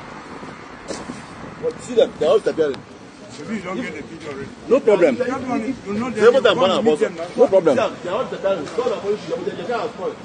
No problem. This is just too maybe I run away, for me to police is protecting. Francis Chilak, I'm so sorry I had to keep you out so late. Let me just let you quickly drop in your thoughts on this. I can't imagine how heartbreaking this is. To acquire such a building cost him a lot of money, and he still has bank to continue to settle. And not only has the building been confiscated or taken away from him, he's also going to be continue to pay that loan. Hey, Chim. And then he will not have to also repay whatever money he used to buy those properties that have now been taken away from him. Precious, you're going to this is painful to watch. When you see some of us say we're not right for state police, this is one of the reasons. This is one of the reasons. It's glaring. the governors will abuse the state police with impunity. At least we know that there is no law in Nigeria today that allows a landlord to evict a tenant. That same law applies to government. If you want to evict the man, it is the duty of the court to help you evict the man, not the governor. And why must they go in the night? The ideal thing that I know each time government is having issues with somebody over a property, they don't remove the things inside the property. They seal it up. They seal it up, and then they go to court to be able to resolve the matter. What I see, what I just saw is nothing but criminality. Using government, uniformed policemen as an excuse. It's criminality. This is painful. If we're crying and complaining that South Africans are treating us in see what South Africans tell us to do with the cry. I saw a video of I think she's a minister in South Africa practically calling all Nigerians drug addicts, if I have to, or drug dealers, if I have to even put it simple, because some Nigerians are requesting that the landed properties or land and houses that are owned by Nigerians that have now left the country voluntarily because of the attacks on them should be sold by the government and refunded to the owners. So in her quest to explain whether or not they have the right to own, she said many Nigerians first tell them where they keep drugs for their country first. So every single Nigerian in South Africa is a drug dealer. Well, when you say South Africans, Nigerians that were in South Africa are doing drugs. Can I quickly play it, sir, so that you have a perspective? You know where this thing is coming from. Where, sir? You don't know. No, first make I play the video. Go find out where from come. If you own a And just to let you know, Nigerians, phone lines are open. Please follow the link on the pin post and jump in on the conversation, or you can only call me on direct call for now. The same number 081702940777. But I can only be reached on direct call for now, please. And let me quickly just play that. Phone lines are open, please. If you own a property in South Africa, it's registered. If it's a house, it's registered with the deeds register, Office of the Deeds Register. If you own a car, it's registered in the INATI system. If you own a business, it's registered with the CIPC. If you're renting offices, they're registered with landlords. But we'll be interested to know where the drug dens of Nigerians are. So they can show us where they've been holding the drugs so that we can clean the drugs in South Africa quite urgently. Those who had properties in South Africa, those properties are in the law. Informal squatter camps and informal settlements are never properties because they are illegal in the country. So you are already violating our law if you're going to tell us. So no Nigerian owns a house that is not in formal settlements that are not in shanties. That's why we've also, as government, approved the PI. What is the protection of the one that makes sure that when we evict and remove informal settlements, there's no longer going to be informal settlements built in the areas, including the evictions in the informal settlements, in line with our court judgments. So if there's no compensation that will come from government, those who leave their properties, if they are properly legally registered in the country, they can dispose of the properties in the property market in South Africa, whether it's a movable or immovable property. And we are going to seriously appreciate to be told where are the drug dens. Thank you very much. Let me just get your pattern shot on this and let you go and take phone calls from Nigerians. I don't want to get angry. You can't get angry. Every week in Nigeria, there is no week that NDLEA does not arrest drug people moving drugs in this country. There is no week. as at last week, I think there are 3 met, what do they call it? Yeah, met factories that have been discovered in Nigeria. So You see, tell us what the two are. before I call you Chief Chilakasa, which you really are, I'm pained when we say things like this because at this point I feel like the opposition isn't doing enough. When you What are they doing? Precious, when you say you are paid, I'm telling you what happened. It's in the And that's news. what I'm saying. So what is the opposition doing? Why are they not creating awareness about this? And why should we have this all-time high in all of these crimes at this time? There may be factors. Poverty, hunger may be one of them, and any other factor I know where I don't know. But why are they not making noise about it? Why are they not creating awareness? Why are they not hammering on it? Why is it not making international tabloids? Why are they not making noise about it? I beg, I don't want vex, Jerry. Good night. Good night and God bless you, sir. Thank you so much. I appreciate you. Thank you. It's always a pleasure to have you, sir. All right, Nigerians, phone lines are open. Please do well to join the conversation. 0817-029-4077 on direct call alone, or you can click on the link on the pin post and it will bring you straight into the studio. My dear sister Ify, I am not happy at all. So don't laugh at me. Try not to laugh at me. I'm not happy at all. This country can just mess with your mental health, honestly speaking. So it's as if you're unfortunate if you're black, if you were created black, and then you're not just unfortunate as a black. It's like the universe punishes you if you now become a black Nigerian. Because I don't understand why we're always disadvantaged in almost everywhere we are. And it can't be like, say, if you can't do Nigeria, it can't become from particular ethnic groups and you know come from all. It can't be like, say, even your ancestors follow punish yourself, not be just the universe again. Because I don't understand why things are like this in this country. Look at the case of this man now. Can we not do things with civility in Nigeria? Okay, a man acquires a property and then the property, had fire attack or fire incident. No vex. If now some people from some tribe get that property, we get fire attack. This same treatment they give this man and what thing they go give him? That's not the question where people they ask.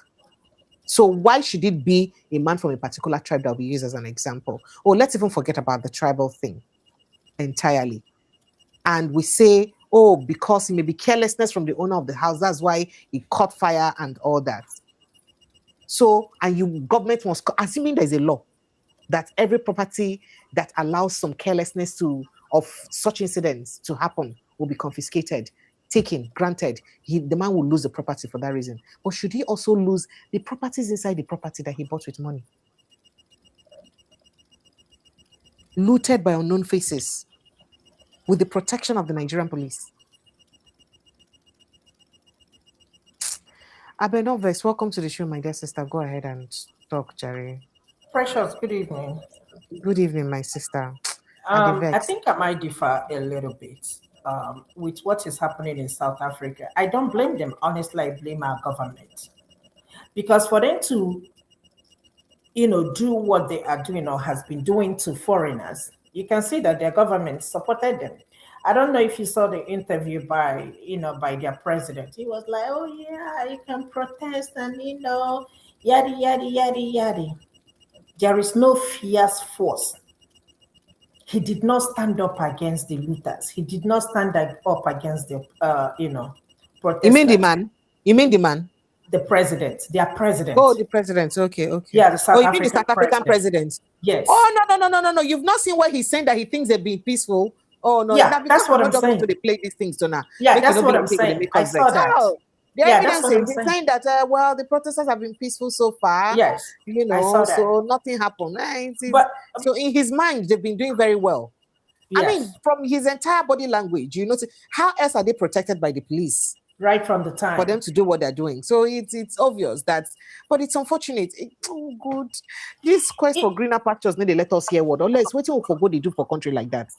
Exactly. That's what I wanted to say. I said, what is it? What is in South Africa, to be honest with you? What is in South Africa? If it's not because we have... No, but don't say what is in South Africa, because if you compare their governance to see the way they allow them to be destroyed, they are lynching people, committing murder in broad daylight, and their own government is protecting them. The government is not even saying anything. They have the right to imagine one of the xenophobic leaders, they talk, say, go travel around African countries, teach them how to hold their government accountable. Because they have seen that we're all weaklings. We don't know how to hold our government accountable. If there is, I'll give it to them. Example. Tell me one example where we don't show to government to tell them I will give it to them. Bullshit. We don't know how to tell them. Yes, we don't know how to tell government together. Do you know the kind of livelihood they have in South Africa? That's why one of those people can beat their chest and say that, oh, every South African even has right to earn $1 million. I be 1 million. They go fee pay them and they can relax and the foreigners will come and work for them. Why? Because they know that they have a functional system. When South Africa received independence, when they go fee, they give free healthcare to not just all South Africans, but to even people who be immigrants. Free healthcare on the bill of the country. Meanwhile, see Nigeria with the wealth what we get. Now, all politicians only now they enjoy the wealth. How they quarry them, they don't travel abroad. But let me educated, nothing will they do. I beg, they talk, Jerry. My sister, I have to agree with the South Africans. For one thing, I give you credit. I give them credit for uniting together. I hate to say this, but did you see the amount of people that came out, that trooped out during this protest? You will call for protest in Nigeria. This person will have his own group. This person will have his own group. We are not united. But did you see how they are united in anger and I don't want to use the wrong words. So I give it to them. Okay. Am I happy that they were asking people to leave? No. I have one of my friends here. We went out last week. She's from Senegal. She is one of the women that is campaigning that Africa can unite together so that we can be like African United Country. I say, even in my country, we can't even unite together. How are we going to unite together as Africa? We have a long way to go. So, you know why this lady's video is very painful to me. So you're just looking at Nigerians who have properties in your country, their sweat, and telling them that we need to pay you any shishi for your sweat. Go to hell. And then calling all Nigerians drug dealers. You're telling me there is no single Nigerian in South Africa that owns a property that is not involved in something illegal. Where is our leaders? Yeah, I don't blame her either. And President Bola Tinubu, if I were you, I won't take this standing because I feel that this is an insult on our president by extension. Yeah, they have leaders. For a South African minister to look at the way they have lynched and killed South Africa, please, let's not bring tribe to this. So before maybe someone could buy or one it's not about tribe. Because now only Igbo people now. No, the reason I'm saying this is because people will look at it that mostly something. When we say the head, no vex. So people go feel look and like say, maybe not because of saying mostly Igbo people now in this South Africa, and maybe the waiting make feel a bit quiet about them. No, this lady has just called the entire Nigerians drug dealers. And that means she called the president a drug dealer. So the president, this is not the kind of thing that the president should take seriously. It's painful. It's painful. I don't have a brother in South Africa. I don't have a friend in South Africa. I don't have a relative or anybody I know that lives in South Africa currently. So I am not speaking because I am pained because of somebody related to me. No, I am pained because I'm a Nigerian. Hearing this woman subtly call the entire country drug dealers and opening eye to say that even if we live on a property for our place, we'll not go pay on a shishi, go do what you have to do. Tell us who want to pack all the drugs. So the whole of the people where they bring drugs for South Africa, all of them are Nigerians. All of them are Nigerians. And President Bola Tinubu will hear this and keep quiet and not say anything. No, now. I think it's time we matched efforts to efforts. Do something. Now, crazy, they use cure Chris. I beg, MC, welcome. And Mr. Edwin, you're welcome. You wanted to say something quickly, MC? Yeah, everybody. Up with our thoughts. Okay, everybody, good morning or good evening or whatever. That's the see. You know what? Don't they fly around on a leader now? That way, don't they talk around them? I don't want Puma for that. I don't want talk. So what do you expect? They say person forfeit money for countries that years back. So that thing they ring for all over the world. Everybody they hear up say, how na go put the worst people, make the worst people call the lead now. What do you expect? So it's an open season. So everybody now like do what they like. No question asked. So the outsiders now don't they use and they love the citizens as well. They use and they hammer the citizens. So now, to the extent, the same people they tell you now say, "Me not worry if I don't know how to hold una government accountable. We will come teach you now." Make una hold una government accountable. Make una sit down. Because these people know say Nigerians are rich. Nigerians has everything to become great. They know. Then they ask themselves, say, what you they do for year? If you even look at it in a way, make una they thank them, because everybody when they pursue come back to the Nigeria self, they go sit tight now. At least those ones now go still get the balls to say, oh, okay, make we demand for what it belongs to us. So if you look the something, because let's be honest, because we said, or I've said it on this program, say the amount of young people will be say they're into those drugs of 18, whether they corrupt, whether they destroy their life, they destroy their destiny every day. Would they see the physical? Would they talk say the Fulani? Are we talking about what about the people? I've heard to say what about the people who they die for silence? Who not know? What about those also You go be for saying a street? quick one, no. If you want to do quick one, make if you finish. This your quick one. Don't enter long So one. make I ask now. You wait now. But when you see some of the for streets, they not they normal again. They'll be, instead of make people come and make they assist them, maybe if to treat them or one thing, they will begin. You know the Nigerian mind. Do not begin. They call them different thing. They give them different name. Will not be their own. People will need help. So the government is nowhere to be found. Nothing is working. So what do you expect? So other people now go begin they rubbish the citizens the way they like now. So make her give chance, make she complete her thought. All right, if we continue, please, we'll come back to MC. No, I mean, the bottom line is this: if Nigerians are listening, nothing, no property in whichever country was taking your life, leave it and go. The most important thing is your life. Of course, you know where these people where they stand. If you have to forfeit your property and save your, run for your dear life, so be it. Maybe later on you can go back.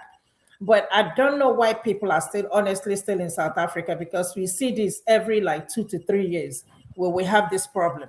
So for how long are we going to continue, saying this? Unfortunately, the reason why this thing keep happening, did you see how Ghana responded? Ghana responded fiercely. That shows you what leadership is all about. Tribalism and ethnicity no go let us hear word for inside this country. It's all about. Okay? But unfortunately, in our country, sometimes I ask myself, do we even have a president? No, we do. If we sorry, we have. Okay. But unfortunately, the way Nigeria is going, it doesn't seem like as if we have one. Maybe we have one, but he's not acting like we have one. Regarding the guy, Precious, you sure say you get? That's what I'm saying. I say maybe because I That's don't think joke. we do have. I don't believe that's that question. No. But joke. Go ahead, Ify, please. Go ahead. Yeah. So the case of South Africans, Nigerians come back home. Okay, let's dig it out here. Come back home. No need, nothing. What did you see the guy that was tied and his body was lying on the street? What? Tell me, what does even want it? Leave, go home. You have a country. Leave their country for them. Regarding what is happening in Nigeria, to be honest with you, the guy, the Igbo guy, with the issue of Mandela's. I hate to say this, but Precious, I'm gonna tell you my mind. I put it down in the comments. Igbos, go home. Go home and I agree with you. Now, Ify, this is not about you alone. My name is Precious Ini. Every time I keep reminding you guys about that. Precious what's Ini. To every Hausa man, I'm a Yamri, Igbo girl. To every Yoruba man, I'm an Omoibo. It doesn't matter whether my state of origin is River State. I'm an Omoibo. And I have told myself, I've had opportunities to own properties in Lagos. I told myself, I will not buy. I don't want to buy. I get land for River State. I go if I want build, I go build anything I want for. And the good thing is that anywhere in River State, I can build. And I'm okay. In fact, if you hungry me too much, I feel extend the mental in Nubu, Asaba. I feel even extend the any other part of Delta State. I can even go to Akwa Ibom States. After all, my grandmom is from Akwa Ibom State. I can go there and build a house. But he say, make a build and do for Lagos State. I will not do that. I have told you. You shouldn't be living in a rented apartment. I say, is it your rent? Leave me. Let me pay the rent. I am not one of those who try to feel larger than life or bigger than. I don't do all those things. I live well within my means and true to myself and my conviction and what I believe in. So yes, I agree with you. And I had said this several times. I understand the inconveniences, especially because of the port's accessibility to do business. Two things I have to say. I want to blame the Igbo leaders. I'm sorry. You people have the worst leaders. I'm sorry. I agree with you, Precious. I'm not going to dispute present that. and future so much that they will use annoyance, develop Igbo land. They are all, I don't know what to call them. With you. I don't use bad words. You've I'm had the worst leaders in Nigeria, Igbo leaders. Yes, with the wealth, with the kind of wealth your people have, with the kind of way that your people can turn stone to gold. You don't have, in fact, Igbo land doesn't have any business to be isolated and underdeveloped. They don't have any business. The way you people enter inside other countries and make fortune and turn those places to paradise, you can begin with your own home. Charity begins at home. But no. Exactly. So I have, now ask me why I have to say this about, see, I don't want to start analyzing. You know, see this one that they make at the enter my body like saying a spirit. I didn't want to start doing this. Now, several reasons why I'll blame Igbo leaders. One, they have every opportunity. Let's agree that, there is politics around ensuring that ports and all that are around the Southeast. Okay, when I don't get ports, I'll be okay. How about ensuring that you have? We can build the port. Especially right now, as I speak to you right now, some of those things have left exclusive lists. They have. God, it's not even just about that. You don't tell me that 5 governors of Igbo states will come together with one mouth and say they need to build. I know saying a government, federal government will give them the right to. They need to build a seaport. And they insist that if they don't agree, and then all your House of Rep members, all your senators insist that if this approval is not consented, we're boycotting every service in Nigeria. And you tell me that the Nigerian government, no matter the strong head will be president at that time, no go talk, say, no, make we give them. They are not saying that give us money to do it. They're saying we will use our own money to build. And then you're telling me that because a government has to give approval, and all of them cannot come together and say, this is about our region. And if you don't give us access to this, all we need is just the presidential consent, which is required to make it happen. You don't give us consent, we boycott.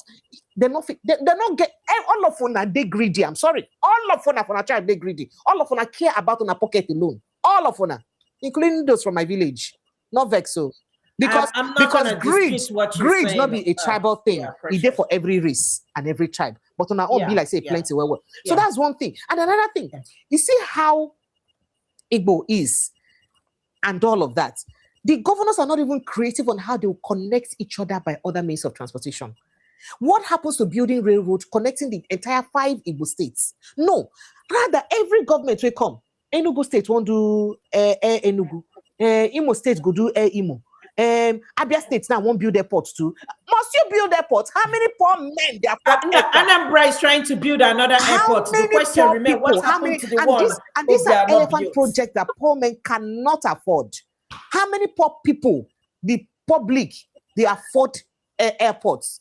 You come and build elephant projects where you can want to perhaps access fund and make a knuckle and siphon, not be siphon funds. It's just pure rubbish. So if you can do all of those things, let's assume that they refuse to give you the ports. If you even as much as kind of get good rail connection, there is a railroad, for instance, in Delta State. So where that Delta State own stop, connects Delta State own to the rest of the Southeast, you can transport your goods. But what do? Nothing. And I'm sorry to say, see, Southeast leaders on a be worse. And then the Southeast business people, they too get coconutted, they need a year word. Because again, if the Southeast business people come together with the kind weight where they get, call on their leaders, say, leaders, we know they do. Now all of them, they follow finance on the election because we know now we be the men. If we not do us like this, we'll go bring the money, give them, what can I use build? Let's do this. I beg. People should quit complaining, I beg, and take your L. I'm just so upset. And that's why I don't even show mercy. You keep going to where people don't want you. Keep going to where people don't want you. I'm so sorry. You come to Lagos, you build the finest of houses. I hate to say this. So Precious, break it down. Precious, see, truth be told, truth be told, as far as you are in Nigeria, you can live anywhere in Nigeria. You can build anywhere in Nigeria. You can do what as far as you are not doing anything criminal. you can live anywhere. That is the reason why now we are saying Nigeria, as in every citizen must be Nigerian first, not your ethnic or not where you come from. Where you resident should MC, be I your beg, home. just give me a My second, I brother, beg. my Just give me a brother. second, make I take this call. I Okay. might talk to Hunt. Hunt, is that you? Sounds like your My voice. Good evening brother, and welcome. Yes. Good evening, No vex, Madam yeah, don't Precious. cause on ancestors. Sorry, Good evening, people. Welcome. They can good hear evening, you. viewers. I just came into the program, but I want to respond on the few I had. You see, you just sounded like South Africans now, because if you people begin to blame the Igbo people for investing in Lagos, what is happening in Lagos now about this Mandela guy that invested in Lagos is the same thing that's happening in South Africa. Okay, so what do you want me to do? Okay, just hold on. No problem. Hunt, straight to the point. What should I should blame Somolu, the governor? And how many times you go blame and when go answer you? How many times you are blaming somebody and they're telling you, have they not told you to your face before to go to your states? Why don't you go to your state, Oga? This is an They've ongoing told you stuff. It's been before. going on for They have said years. it before. They have said it several times. Go to your states. So why don't you want to go? If somebody said they don't want you, must you stay? Must you stay? No vex. No, I agree with understand me. I agree with what you're saying. I understand you. I understand there is a problem about Igbo people. People, they try to frustrate the Igbos anywhere they go, especially in Africa and Nigeria. Even when you had all these Kaduna riots, Kano riots, Jos riots, most of those riots are targeted on Igbo people, on their properties. They're investors. Then go home. I don't see why people should say all of us should go. If all of us go home, it won't contain us. I am not saying it will contain you. I am saying that if you as much paid little attention, even if it's 10 to 15% attention that you paid to investing outside on your own, in your own environment, you will not be receiving the insult you receive. I can assure you. Once they see example of what you feel do for your place, now then go they beg on and say, I am on a come home. I can assure you that you guys are not showing the willingness that you are capable of doing that. I understand what you're saying, but if you watch very closely, there is this intentional act in frustrating the Igbo people. So what do you do about it? Nobody has hidden that agenda. So what do you do if there is that intentional and you continue to lose your property and lament? If you go to Enugu, let me use my area. If you go to Uji, 90 miles, there is this lion investment. If you see what they are building there, it's massive. It's massive. It's a project worth more than billions of dollars. They are trying, but there is this frustration. Look at what they did to even Enugu Airport. They just gave it out for 30 years, private sector. They are trying every minute because people know, Nigerians know, the Africans know that the Igbo man, if you give him an opportunity, he will excel. And they don't want it. They don't want it because, and they don't want us to go. So okay, what is the solution? What is the solution in your mind? What is the solution? I want to talk about myself now. The solution now, we should continue hitting on good governance or Nigeria to separate. That's the only two things. Bye. Come and be going. I not go follow you talk the separation. You're done, Abi. I gave you two options. Good governance, which they should lead well. If somebody is wrong, let's say not. As you don't, they tell them good governance since they not agree govern you well. What do you want to do now? No, we have to continue. Because this investment you are talking about, this poor guy in Lagos, they expect him to lose all those properties because of wicked people.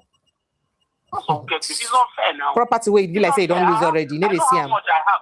I know how much. Every time I don't work for Europe, they for Abuja. Tomorrow now I become a billionaire. Somebody will out of 1 hour time out of jealousy or €1 out of jealousy want to take it from me. It's unfair now. It's unfair. So let's talk about let's to move stripe and talk about that the government is wrong in treating that guy like that. Oh God, there is nothing you will talk that will change the situation. Don't you get it? Will you keep saying the same thing over and over again and they keep treating you that same way? That's the question. You have been saying the same thing. You have been complaining and there is no results. So this with how waiting your complaint they do. Thank you. Thank you so much. I appreciate it. No wahala. Thank you. Bye, sir. See, let me round up what I was trying to say. Listen, you see, we understand there is a problem on the land. Nigeria has a massive problem. And the problem is leadership. Nigeria has no leaders. So that's why I keep saying, once the leader is sorted out, be rest assured the country is sorted. But for now, we do not have leaders. No rule of law. So I'll be saying this. The head has a question mark. Then the bodies will do they will do what they like. Let's go back. Okay, let's go back in history. Let's say during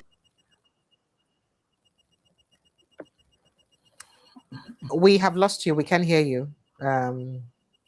We've lost you. All right. Precious, I agree with you 1,000 and 1,000,000%. This is what I've been saying. It was go home and develop. This has been going on for years. Let me finish. So this was still calm down. Nobody they take your talk from you. Yeah, I know. We lost you. Your network was bad. So whatever you had said when we didn't hear you, we are unsure of it. What I'm trying to say is that during the time of Obasanjo, from that Obasanjo government now, even to the end of Jonathan, things were already falling in line. Things were gradually falling in line. Everybody were living. We weren't hearing this mess that is even going on now. Things were kind of falling in line. Most of the people, the worst of the people in the society, were already quietly be silent in a way, so that they can easily look for a place and go put themselves. But assuming we have people that can build from that time, as it continued from that Jonathan era, maybe Nigeria will be different by now. But look at the administration that took over from Jonathan till now. You see, it looks as if that administration empowered the worst in the society. That is why Nigeria is in this mess now.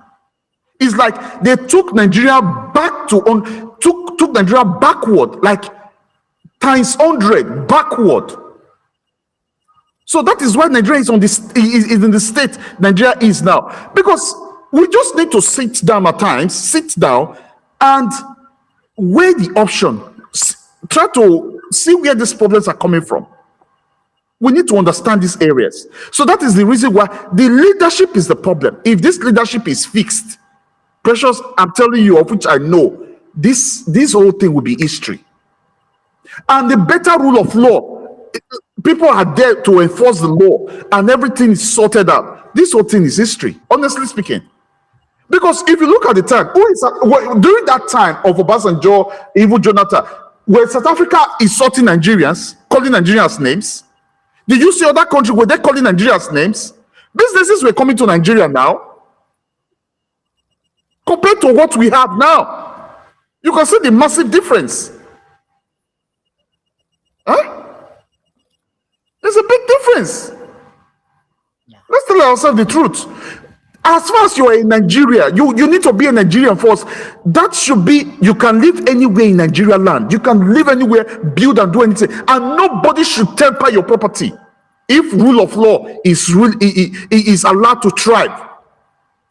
Nobody will be able to temper your things. Of which, that is what we must fight for now. That is what we must fight for. And that is the truth. This tribalism of a thing, now we need to eliminate it and kill that thing once and for all. Anywhere you resident, anywhere you stay, that should be your resident. And it can work. Once we have the right leaders, it can work.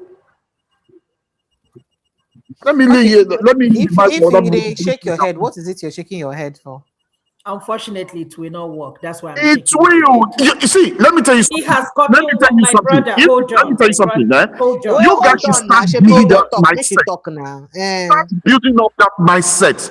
Because you guys keep having that negativity. Hold on, so that we don't turn this place to market square. And you allow this to do damage to you guys.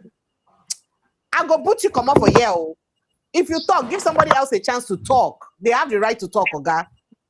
She has the right to counter you. If she makes a point, then you can come for your rebuttal, please. So that we don't make it rowdy. Let her go on now. I'm listening. Oga, let me tell you something. We have a long way to go in Nigeria. You see this country called Nigeria? The corruption that has eaten Nigeria. See what we are dealing with in Aso Rock.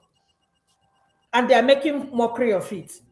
Even the man himself, Abajabi Amiola, like nothing happened. We have a long way to go. We don't have National Assembly. If you're saying that Nigeria is going to work, right, we need to go back to the drawing board. Remember, the same thing is going on in the north. The same thing is going on in the north. The love we have when you're talking about during Obasanjo's time. Yes, I understand we no longer have it. We are so much divided. In fact, I hate to use the word hate. We so much hate each other. And there has been no administration where this hate has been so rife than this. This not the one time where they say so, but it's worse this time around. But now, exactly. It's worse. It's more obvious. No, my brother, I don't know why. Let me tell you, if anybody's gonna tell you this thing you are saying, if we get the right leadership, yada yada yada, where are the leaders? These ones we have now. All of them when they think of their own selfish interests and their own pockets. Is it Umahi that is trying to install his son to be a chairman in a Ebonyi state? Or is it the same wicked that is trying to install his son to contest for a House of Representatives? I don't know which one you are talking about. We so much hate each other. So when you finish, that's why I would respond. We don't even want to say hello or good morning to each other. Come on now. We have a long way to go. You see, with what is happening in Nigeria, we need to sit down. If we really want Nigeria to work, we have to start all over. Other than that, we don't have any way forward, my brother. I rest my case. I respond. Am I able? Can I respond to you now? Yes, go ahead. Go ahead and respond. Okay. So the reason I will still continue to maintain that area. Once we get the leadership right, then things will work. So, okay, I'll give you an example now. In America, where you are, I know because these people are able to put the right leadership in places. That's the reason why things are working for them. And they've built it for long. Rule of law function as well. So, but in Nigeria, you see, like I said, from the last administration till now, you could see the way they've used divide and conquer. That divide and conquer they've used, that is what have kept them in power. Tribalism. That's the only card effect they can play because they feed on the hatred of the people. They feed on the people hatred. So if the people are able to eliminate that hatred from them, eliminate that hatred from themselves, I'm telling you, these people on top will have nothing to work on. How do you eliminate a hatred that your own government is engineering? You don't get the point. And the hatred is actually deliberate to make you guys this divided because that's what helps their political career. Do you not understand it? So how do you eliminate something that is systemic? Now, let me give you an example. Nigeria fought its civil war in the 70s. The war or the civil war that also happened in Rwanda was in the 80s, even approaching late 80s. You understand? About 10 years after Nigeria's own civil war and more. But today in Rwanda, they've been able to gradually move beyond that. So much so that if not for the way they appear, you may not really know who's a Hutsi or Tutsi, if not for their unique looks or unique physical features. You will know. They don't have documents and all of that or documentations that specifically speaks to their heritage or ethnicity.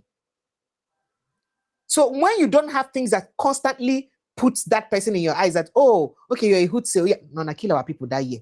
You're a Tutsi, no, na kill our people that year. So something that constantly remind them of that incident that they had. When you don't have that anymore, it's everything as psychology. You go take gradually, go begin come off on our mind. And I go learn to forgive on ourselves, especially as people where did that period, don't they die, they go, more people they come. It will keep erasing. But no, we deliberately hold on to ethnicity so much in Nigeria. And there's a lot of injustice and bias in Nigeria because of ethnicity. Where you have different cutoff points for different people, where you have favorable employment for people. I worked in the civil service, and I am telling you this. So when I tell you, I did talk from 101% experience in civil service. Those of us in the south, now where they check our papers pass if they want to do promotion and employment. Now where they go scrutinize, you go see our own heads go scrutinize papers to want to know where is that your results? Where is that your this one? Oh, this one is not there, we cannot give you promotion. Oh, this one is not there. Meanwhile, for people away from another parts, I said they need to even see result. All of them they get promotion anyhow. Now we be our own greatest on doing for the south. So I'm telling you this. Okay, so why can I should it respond? be like that? No, don't respond. Let me finish. Why should it be like that in a country that will call ourselves one? Why should it be like that? Why should we have a situation where there are people, you've been here when somebody complained that if you answer a particular name, you cannot even get admission for some courses in some part of this country? Why should it be like that? Okay, can I respond? Our leaders that are in government do not know this. It's not like that, unaware that this is happening. They know. What are they doing to foster unity? You come to rule a country that is so disunited like Nigeria, and then you don't know that one of the things, the key critical thing you have to do is to look for ways to bring us together. Okay, can I respond? We have employment. I go pursue you for this house now because it is too much You want to respond. I go pursue you. You want to show me? I'll pursue you. You want to show me? You know, let me talk. And this interference will make me they lose my train of thought. Continue. Leave me alone. Continue. I no go bring you. Make I bring Mr. Edwin. You go hold that thing you want to talk. Hold your peace. For you shall have your peace. Hold it. Mr. Edwin, are you done watching your match or you want to talk? Okay, he's watching match. He's not ready for Make I respond now. May I respond to you? Just make Precious, it I they watch our match. I they hail Cape Verde. Cape Verde, they are playing real football here. You know. Okay. Good evening or good morning, everyone. Mr. Edwin, please let me respond. Let me quickly respond to Precious before you continue. There is one thing. I always told you. I think his voice is delayed. Mr. Edwin, just give me a second. Go ahead and respond. Okay. You see the question you ask. Let me say, like the South, like I will always say, the South, those Southeast and all that, they are more like an example to the side of the North. I'll give you an example. It be like say when you the same Peking go school, that Peking they always dress well when they go school.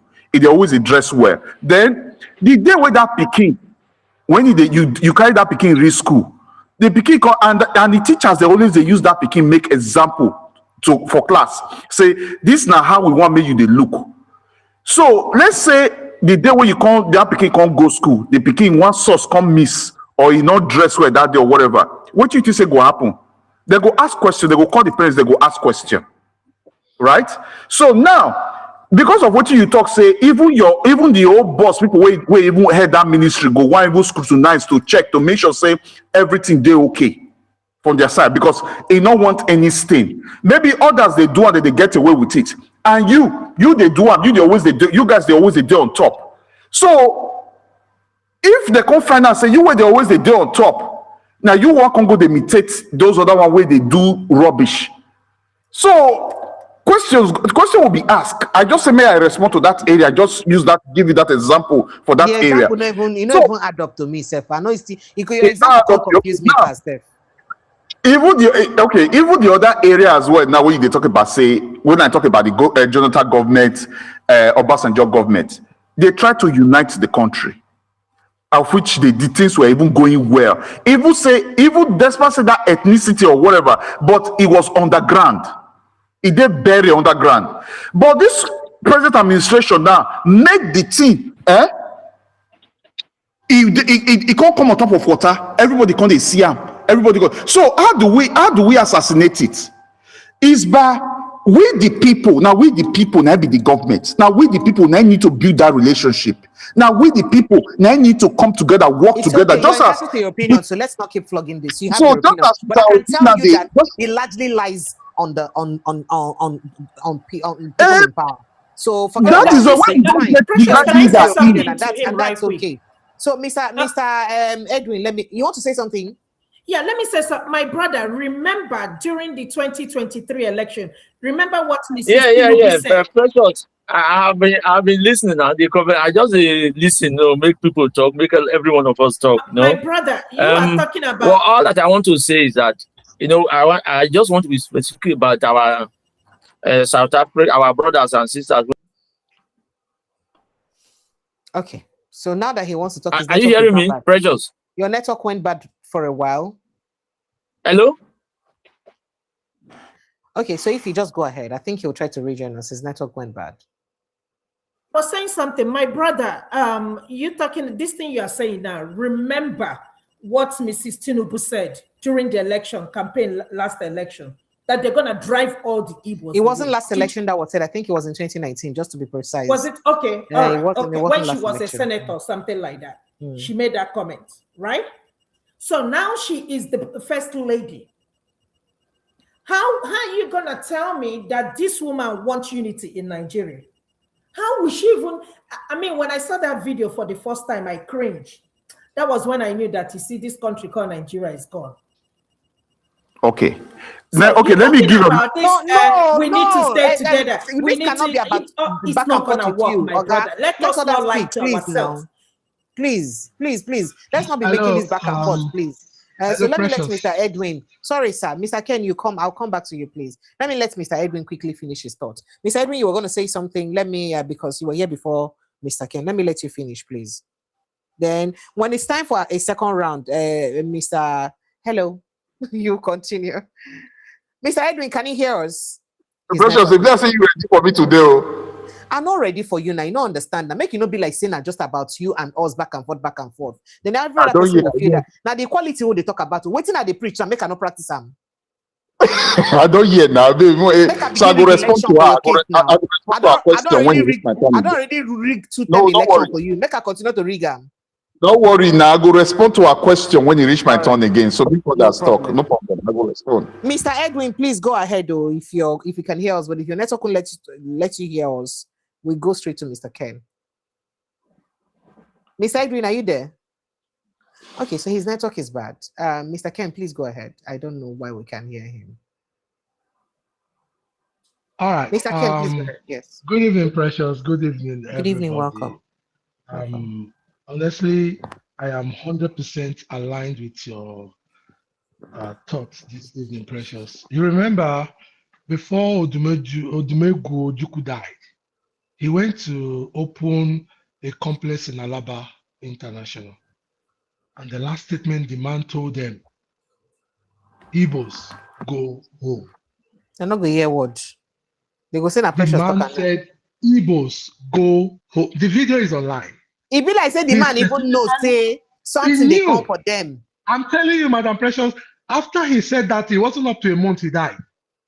He said, Igbos, go home. Stop being foolish. Stop building all these things. You know, let me shock you. Do you know that the present APC candidate for governorship election in the next coming election, during the second term of Sanwo-Olu, said, Igbos, leave our Lagos. We haven't seen anything, no. I hear say most of them from Ogun State, though. They're not from the Lagos State, though. Look, Madam Precious, let me bring you a little bit memory lane. I was born in Sulere. My birth certificate read Mushin local government. Okay. If we have a working country, where am I from? Am I not a Lagosian? But you know, I grew up in the middle of Lagos. I saw people from Ilorin, Ibadan, Oyo, come into Lagos and start telling me, go back to my state. Me that was born in Lagos, so I schooled in Southwest. I did everything in Southwest. And somebody who I knew when they came into the circle would come and tell me, go back to my state. And yes, let me blow your mind. The person who is actually genealogically from Lagos cannot say that to you. Most of them Cannot don't say say that. that. I'm telling you. Okay, let me shock you further. I used to work and I used to be a volunteer and work for one big humanitarian organization in Lagos. Almost 28 years of my life, I worked with that organization, everything.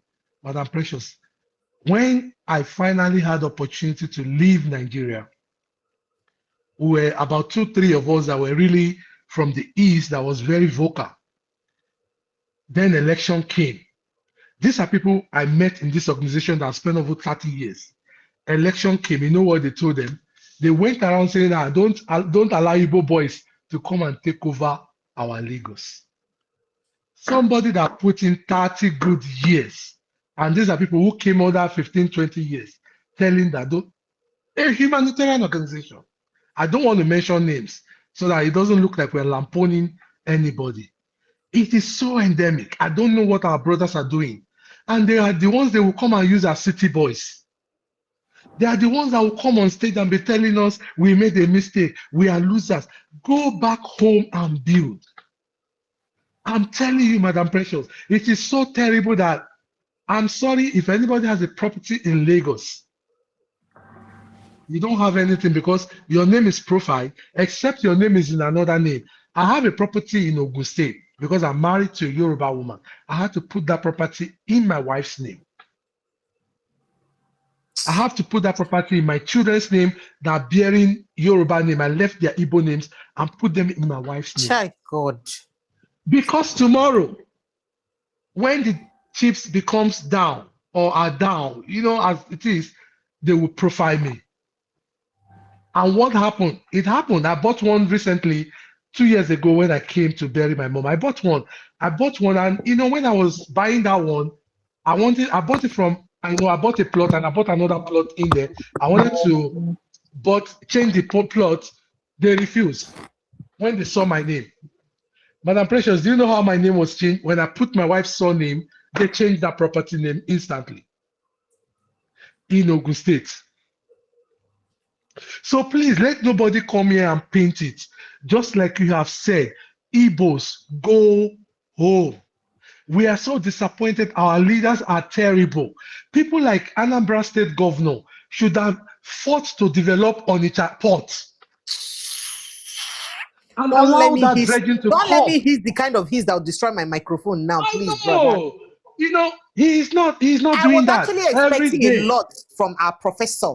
As somebody who understands economics, somebody who's been in the business of economy in Nigeria, to understand that, look, this is how my people are disadvantaged. This is what I would do to keep us advantaged. I was expecting he's busy. Madam Precious, do you know that Olodo uprising is not about people who went to school and did not go to school. Even the people who went to school are part of the Olodo uprising. You don't say me where they speak pidgin English, I follow for the Olodo. Do I sound intelligent to you? No. The Olodo uprising now. See, Madam Precious, a professor who you expect will be a broader mind, will have a big mind. If I'm not campaigning for anybody, but I'm sure that if Peter Obi was a governor now, he will have developed that on Onitsha Port to give them a leverage. But instead, our people are even supporting these people that are fighting, that are lampooning us. When the present governor of Lagos State was going to come in, there is no church he did not go. Usher, hairdresser, vulcanizer, mechanic, he did everything. The moment he got the votes, Madam Precious, my cousin lost his house in that satellite town. That satellite town land was sold to them by Federal Housing Authority. They have every document. They demolished those places. Do you know that most of those places have been reallocated? Go and check the name. So please, let's not. This is a very, very, very touching issue. We have said it. Igbos leave Alaba International. Alaba International in those days used to be trade fair complex, empty. Only when you go to do trade fair that you see people in that complex. But now they have developed that place and they are still breaking their property. And these people are still investing in there. Go home and invest in places like Onitsha. Okay, Abia State have life. Go and invest in those places. Please, let's not paint anything. Nigeria is extremely divided. And that is why people like South Africa can thrive on us and mess us up. How have you had Bianca Ojukwu shouting about this issue? No, she's going about bringing people from Abidjan, everything. The issue that we should be taking up, if Tinubu wake up today and say South Africa, no way, they will tremble. I'm sure if it was Obasanjo, Obasanjo will have done something instantly. Obasanjo will have done something, will have hit them in a strategic place that they would make a U-turn and say, okay, let's negotiate. But where are we today? We cannot continue like this. This is an administration that is showing that they don't care. They care about themselves. The downtrodden can go to hell. They are the rest of us, and the elite. They are the okay ones. Every other person go to hell, and it shouldn't be like that. So I'm telling you, if the Igbos are hearing us today, go home. It's not about tribalism or bigotry anymore. They don't want you in Lagos. 17-story building. I'm telling you, Madam Precious, those things will not be done without an insider in the government. Tomorrow, watch out. The government will deny we don't know the people who did that thing. And that's it. He's gone. They've taken the property from him. He can't do anything because he's an Igbo man. If it was our Yoruba man or whatever, they won't take that property. They will try and see how they can resolve it. But he's helpless. But our Igbo governors, they are busy running after unnecessary advantage, bootlicking all around. It is so unfortunate. We do not have leaders. And the painful thing, they will still come back after they leave government to suffer some of these things that they have been doing. They will suffer it. Rochas, where is he today? Rochas was part of those who made a meeting that Nnamdi Kanu should be incarcerated. He came back after he has left office to start appealing for Nnamdi Kanu to go home. Today is our general governor, Hope Uzodinma. Is our solution governor. The earlier they realize that when they leave office, they will suffer these rods, the better for us. Thank you. We're not talking about bigotry. Thank you. Ify, very quickly, please. Go ahead. You're muted. To what my brother said about the... Yeah, can you hear me? Yes, go ahead. Go ahead, please. Oh, right quick. So, right to what he said about the building. The interesting thing is that they will eventually they're going to take the building. And guess what? They're going to rent it back to the Igbos. Because the whole of, if you go to Mandela's, this building they're talking about, it's mainly occupied by the Igbos. It's mainly occupied. I know the building. It's mainly occupied by the Igbos. So Igbos go home because this is going to keep going on. And rightly said by you, Precious, this thing we are talking about, united and one Nigeria. Ifeoma can never go to an outside line to apply for a job and they give it to me. It's not possible. Okay. I cannot go to Lagos and apply for a job and get it. It's not possible. Alausa and apply for a job. It's not possible. So when people come here to say, we need to do this, we need to do that, sometimes like you mentioned, cutoff mark. All of us, we sit down and take an exam. Some people will get a lower mark, cutoff mark, just because how is that my business that you were not taught? If you are not taught, then you don't qualify to take the board. If you're gonna give a cutoff mark, you're gonna give a cutoff mark to everybody. It's just like in the state, if the cutoff mark is 200, you're gonna tell me because this person is white and because this person is black. Is that how it goes? You see that our leaders, we are not yet ready. We're not telling ourselves the truth. We are busy. They are busy grabbing money, stealing money, borrowing money. Precious. The question I always ask myself, let me make my own submission so I can leave. I want to go and sleep. Okay, sir. All right, go ahead, sir.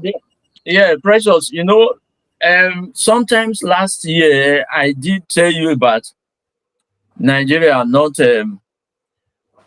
practicing or having democracy yet.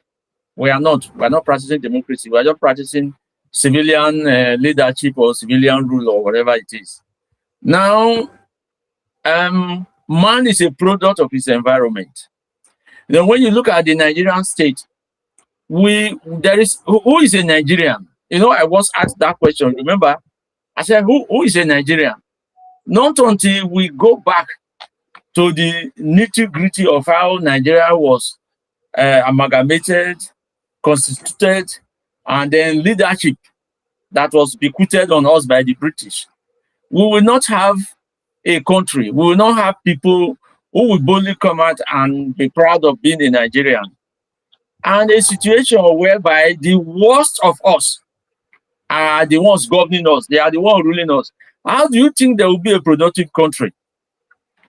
A country where merit is thrown to the bin when leadership comes in, when recruitment in all phases of our life comes in, then how do you think you can get the best? We can't.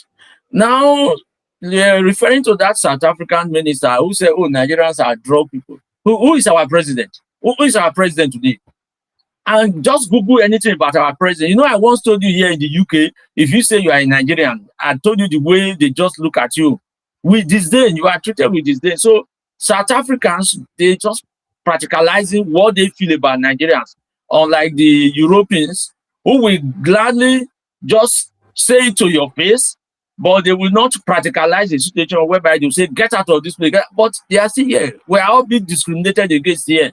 It's just that here they do it with some sort of decorum. They will not just come out and then outwardly tell you, look, get out of this place. We don't need you here. Although some of the imbeciles here we say that in passing, but they won't come together and enforce the deportation. But they still do it here. They demonstrate here. They want us out. But some of them are just, they just talk between the devil and the deep blue sea, because they know the menial jobs here, in fact, the large bulk of menial jobs here are done by the expatriates, are done by illegal or whatever immigrants, those of us from third world and Asian countries. So they can't do without us. Unlike a place like South Africa, where you have these, I don't really know how to describe them. So let us not take it out on anybody who is looking down or treating Nigerians with disdain. It is because we have leadership there who treat us with disdain in our own homeland. So what do you expect these other nations to do? Even look at Ghana, look at all these other countries. So from the top, not until we restructure Nigeria, and Igbo man will not go to Lagos and permanently become a Nigerian overnight, let alone a Southerner going to the north, and then all of a sudden you become a Northerner. That one Nigerian slogan is a facade. It's just complete nonsense for people to say one Nigeria. What is one about one Nigeria? Forget about that. Can you imagine even the so-called Northerners, enlightened Northerners, comparing Boko Haram to the struggles of the Niger Delta militants? They say, oh, grant them amnesty. After all, you gave to the Niger Delta militants. But they can't. If you ask a typical Northerner, what is the grounds of Boko Haram? What would they tell you? Nothing.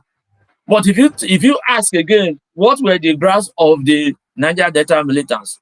People will explain. They will tell you how we are the main source of the Nigerian economic base, and yet we are the least developed. That was our grounds, and that was why we took it out on expatriates. We were holding them hostage. We were not killing them. We didn't go out killing our neighbors. Unlike those in the north. I told you the agenda is to Islamize Nigeria. As if that is not even bad enough, you bring in tribal and religious sentiments into everything. And in the process, we are gifted, or we are given the worst to be our leaders. Imagine somebody like Buhari. Tell me what Buhari would have added to both socio-political and economic development of Nigeria. Since he left office then in 1985, what has Buhari added to the Nigerian socio-political and economic mainstay other than Sharia? So everybody voted for him in 2015. But when I shouted over the rooftops that Buhari was going to be a disaster, people I had friends, like what I told you in one of these programs, that I had friends who became my enemies because of Buhari. even from my own state, from my own family. But today, we all know better. So the same thing, how can people just nakedly elect somebody like Tinubu to be president? How did Tinubu become the president of Nigeria? So when you look at all these things, and we are just chatting, we are talking, how can you just, we let the worst of us to become our leaders, and you expect them to with give all us the due best? respect, Sir Tinubu is not the worst of us, so please don't refer to our president as the worst of us. He is among one of the worst. My brother. My brother, remember that the last election wasn't what we believe the result is today. I So know, when you I say know, but he's our president allowed, today. And the last time when I made contributions here, people were shouting, somebody even tried to insult me or insulted me on this platform last time. And I said, look, a replay of that video clip will come up in 2027, and you remember me. And what I'm trying to say in effect is that, look, the opposition, political pressures, I'm not sure if you've watched one of these programs. I just sent it. I just saw it in one of these YouTube something. And for over 2 hours, I listened to it despite my busy schedule. And all that I said, and those people, contributors on that program, or those who were even there on that platform, are just enlightening Nigeria, just like me and yourself. Yeah. But just listen to their submissions and their contributions, how they tailored out, how they analyzed the political terrain in Nigeria. Just like what I was telling you, what I told you the other time. I said, look, if Nigerians remain docile the way we are, and we expect a change in 2027, we are many playing to the gallery. It's not going to happen. It won't happen. So, like what I have always said, I'm not a prophet of doom, but I see with what is happening. I see what is on ground, and everything will play out the way we won't expect it, unless a miracle happens, unless God intervenes, and I don't know how. You know, I once told you, if the way the current ruling government are taking Nigerian political landscape to a different level that we've never experienced, something will happen, and I don't know what it is. So that's the way I see it. So if we keep ethnicizing and playing religious cards on Nigerians' political terrain, and we expect the best, we are just joking. Until we withdraw, until we go back to the Nigerian constitution, until we go back and withdraw what Nigeria is today, so that if myself from the south can go to somewhere in the north and be a Nigerian and I will be accepted, unlike what we grew up to meet. I grew up in the Nigerian state, Nigerian nation, where everything was hunky-dory until 1985, when the whole thing just took a downward trend, and Nigeria has not recovered since that Babangida's SAP adjustment and whatever imposed on Nigeria. Since 1985 till now, can you imagine a child born in 1985? How old is that child today? So that is the way I'm looking at Nigeria, and it is getting worse by the day. So when South Africans are killing us and calling us drug lords, who is leading us in Nigeria? Who is our leader? So let us not, if America now call me a drug peddler, I won't be upset at them, because they even say it here in the UK. They say, you people are drug peddlers. I know I'm not a drug peddler. I have nothing to do with drug. But it is because of what they see and read and what they understand about us. So that is it, particularly the leadership. If a leadership is a chief and corrupt, they say Nigerians are corrupt. If our leaders are engaging in peddling drugs and the rest, and even one of them was known to be a drug lord in America, so what will you say is a Nigerian? Who will you call a Nigerian to be? And now talk of the southern border. Well, look at our border in the north. Very porous. And every day, drugs are being smuggled in, arms and ammunition, illegal immigrants, and people who live in the other countries that have uncles, relatives, cousins in Nigeria. They are bringing in their people every day. I will send you a video. The Fulanis are preparing something else for Nigeria. I will send you that video, Precious. And I just pray you play it. When you play that video, you win for Nigeria. And I tell you, I'm not going to put you into trouble with any revelation or with anything. But what I know about what is happening on ground, if Nigerians don't wake up, if we don't wake up, You know, you once requested that, why don't we come? Why don't I come? And I told you, I cannot come to Nigeria. I cannot die for Nigeria. And my children cannot come and die for Nigeria. Because I grew up in a Nigeria where we were blessed. I enjoyed my generation. You know, I once swore on this program that those who are leading us now, who enjoyed Nigeria just like me, and are not giving the best to the Nigerian state today, God will not have mercy on them. God will not. Those of us in the 60s, in the late 50s and 60s, who are not giving the best to Nigeria today, who have swindled the resources of Nigeria, who have corrupted the nation, who have bastardized the political structure and everything, the judicial and everything, and they think they will get best for that country, thunder, fire, and brimstone will fall on them. That is my cause for them, and that is what I feel. So if we think Nigeria is going to change and we remain hands akimbo, we are not doing anything, we remain docile like this, these people will lead us to Rwanda or to Somalia. And that is what is happening in Nigeria now. People don't understand yet. If APC, with the current template that they have really kept in place for 2027, if they implement it, forget it. So that is my submission, Precious. You know, when you say I'm always very pessimistic, I am not pessimistic. I am an optimist, and I want the best for Nigeria. But the signals coming out of that place isn't telling anything good, honestly. So that is the way I see it. So when these people say, oh, president, who's our president? First lady said, go and fry akara. Can you imagine that? Like what my sister said earlier on, look at that scandal in Aso Rock. Which country will have that? Where will you have the country where somebody operated in a system for close to 18 months, had all the paraphernalia of office and everything, and people said the man is a fraudster? Fraudster from where? He fell from sky? Budget approvals, everything, and nobody saw it. So let us be playing to the gallery. So those who demonstrated against Jonathan, where are they? Those pastors, those professors, those who were carrying banners, Jonathan must go, this. Those that brought Nigeria to a standstill in 2012, where are they today? If not for religion and tribe, what is happening now? Is anyone talking about tribunal? So let us not we keep deceiving ourselves, Precious. So that is all I want to talk about. I want to go and sleep. And good night, Precious. Thank you, Mr. Edwin. Thank you so much. Good night, sir. So you want your rebuttal? Yes, go ahead, please, MC. Okay, then. Miss Ife, let me respond to some of the comments you made. Yeah, just a quick one. You see, let me give you an example with the UK. With the UK now, yeah, the UK current situation now. You got the Labour Party in the UK, and you got the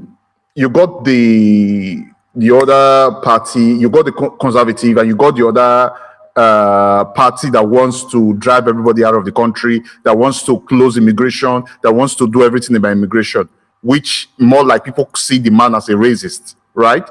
So now, because you mentioned the wife of the president, when the wife of the president was making those words, the way when he was saying Igbos, they will do all this, they will do all this to Igbo, those are, you see the ideology of these people in a civilized world. Those are the kind of people you don't allow them get close to seat of power. Do you understand? So you do everything to make sure power do not go to those kind of people. Like I'll give an example now. Like in France, let me finish. Let me just finish. I'll allow you to talk now. So let me give an example again with France. You have the Nape, those Nape in France or whatever, who wants to take France out of European Union, right? Who wants to do everything to make sure this thing you don't have immigrants, you don't have this. Thank you, my brother. Reform parties, yeah, the Reform Party in the UK. Who wants to drive who wants to drive everybody out, destroy immigration, do everything anti-people. So the same thing with the France, the Napen or whatever in France as well, who wants to take people out of the European Union. So take it to that extent that you have those kind of people in Nigeria. In Nigeria, you call those kind of people hardliner, people that don't have mercy for human beings. So those are the people you have in the seat of power now. Who doesn't, is like they don't want to see the country work. So that is what I feel. That is why I say it's better we stick together, we fight this whole thing, and we put a better leaders in place that can bring out laws that are enforceable, that will deal with this whole issue of because this is like a racism 2.0. That is what we have in Nigeria. In other words, we now classify our own as what? Ethnicity. That is what we have because we hate each other, and the government make it easier for everybody to hate themselves. You think if we have a proper leader in place who bring out laws that will make sure that, more like we have in the UK now, more like we have in the UK, Canada, America, there are laws in place that deal with racism. There are laws that deal with inequality. If you're racist towards somebody, there are laws that can take you down on that. So if we have that same laws in Nigeria and that deal with that tribalism, and those laws are enforceable, I'm telling you, Nigeria will be a better place. I agree with you, my brother. The problem, let me tell you something. We have everything it takes for Nigeria to be good. It's not about having the law. For example, let's look at the last election. Right? What happened in the last election? Everything that we're supposed to have that election go right, we have it in place. But all of a sudden, because of human decision, this is where we are today. It's not about electing. What we are talking about, the process. And that's what Peter Obi keeps saying. The process, the process. We know what to do. It doesn't take rocket science to fix Nigeria. But the process is what we are dealing with. Okay, look at the electoral law.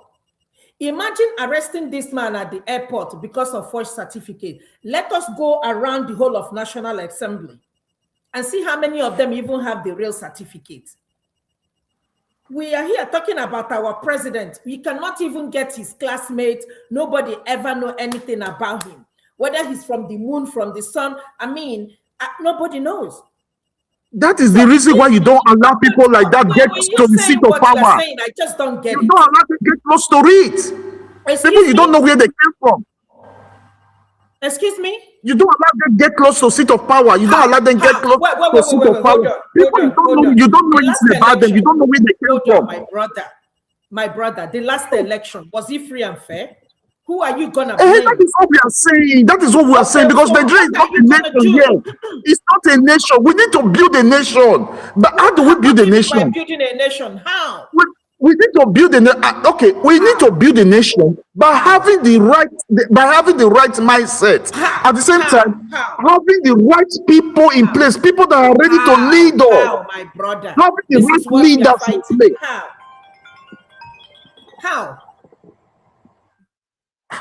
First of all, education is there. Education is the other key as well, which can help every Nigerian come out of this mess. Education. We need to educate ourselves and first of all eliminate this tribalism out of us. See, we are one of the most educated countries in the whole world. Let's understand that. The corruption in Nigeria, 10 years, 20 years to come, I don't even know if we'll be able to eradicate that corruption. When you keep saying it can't be done, it can't be done if you have the right leader in place. We have a competent person we're supposed to vote, or somebody that will believe that won the last. That is what we are trying. Is it not what we are trying to do now? That is what we are trying to do. That's what I'm trying to say. You bring all the. How are you going to achieve that? Okay, how are we going to achieve it? Okay, how do we achieve it? By coming together. By coming together. Certificate. What are you talking about? We have a rubber stamp National Assembly. There is nothing that you won't understand. No need wasting my time anymore. You won't understand what I'm saying. Way around. It's you that don't understand. I don't understand what you're talking about. You're making it look as if we don't know what is going on in Nigeria. How are you going to remove all these people out of power? How? In this corrupt country, government. Okay, what is your advice for the Nigerians now? What do you advise them to do? Okay, let me hear your own opinion because I'm giving you mine. What is your own advice for the Nigerians? I'm listening to you. You said they're gonna. We know what to do. No, you ask. I've given you mine. So you give yours to the people. So let the people understand you. What is your own advice? What is your advice to them? What do you think they should do? let me tell you something. If you were here earlier, I said, one thing I like about South Africans, the fact that they were all united together. And what do I mean by that? They might have other things going on, among them, because they are not one tribe. In Albania, I don't know if you saw what happened in Albania. Albania, Albania. go ahead. Okay. Did you see the protest? How everybody came united. But the problem in Nigeria is that That's what I'm saying to you now. Nigeria needs to be united. This person, show will call for protest. 2 people will come out. A very dark man will call for protest. 10 people will come out. You see these people supporting the bad government. Thank you, my brother, Ben. With all due respect. See why that Jim are welcome. He don't do, honorables is enough. It's enough. I don't hear you, Precious. I hear you. You're welcome. You're welcome. They won't finish me for you. Nobody is finishing. People should do have passed. It's 2 a.m. and they need to go to bed. See why? Now because of you, I think this color. Yeah, sharp. Ify and hello, they've had their time. Go ahead. Greetings, everybody. You're welcome, sir. Greetings. MC, I greet you. Where are you? Now, me greet you fast. You want to do, maybe you come put mouth for this matter.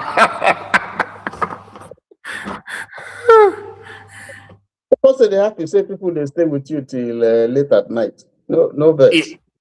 Thank you. Thank you, Judgment, for that response.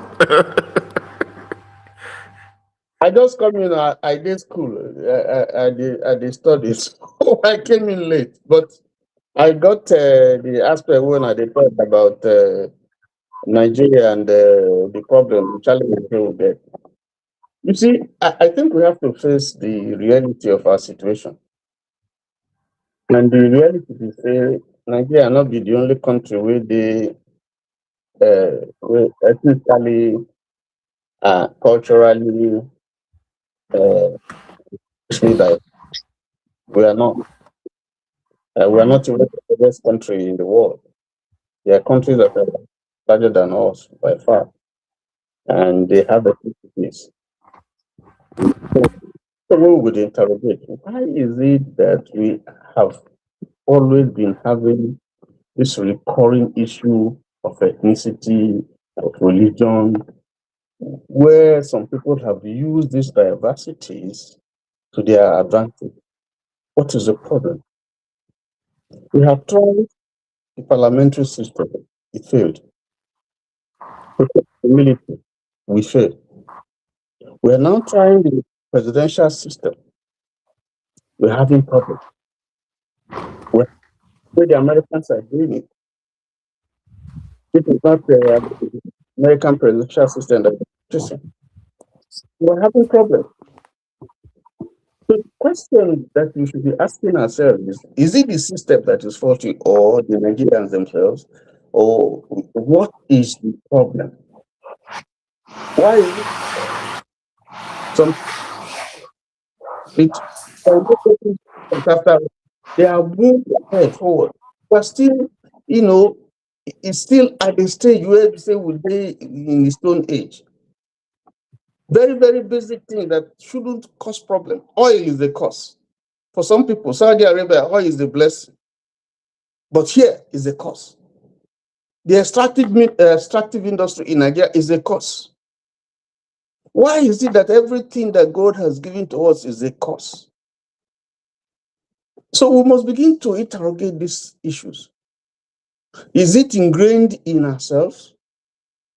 Is it that we cannot manage our resources, manage ourselves?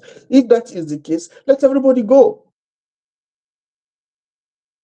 Because I don't know what other system we go try. You can't blame it on the system. You can't blame it on the constitution. No constitution is perfect.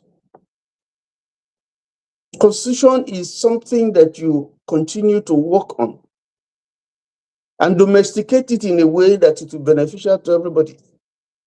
We are trying the quota system. We're saying, okay, we need to balance so that everybody will be fairly treated. Quota system has become a cost.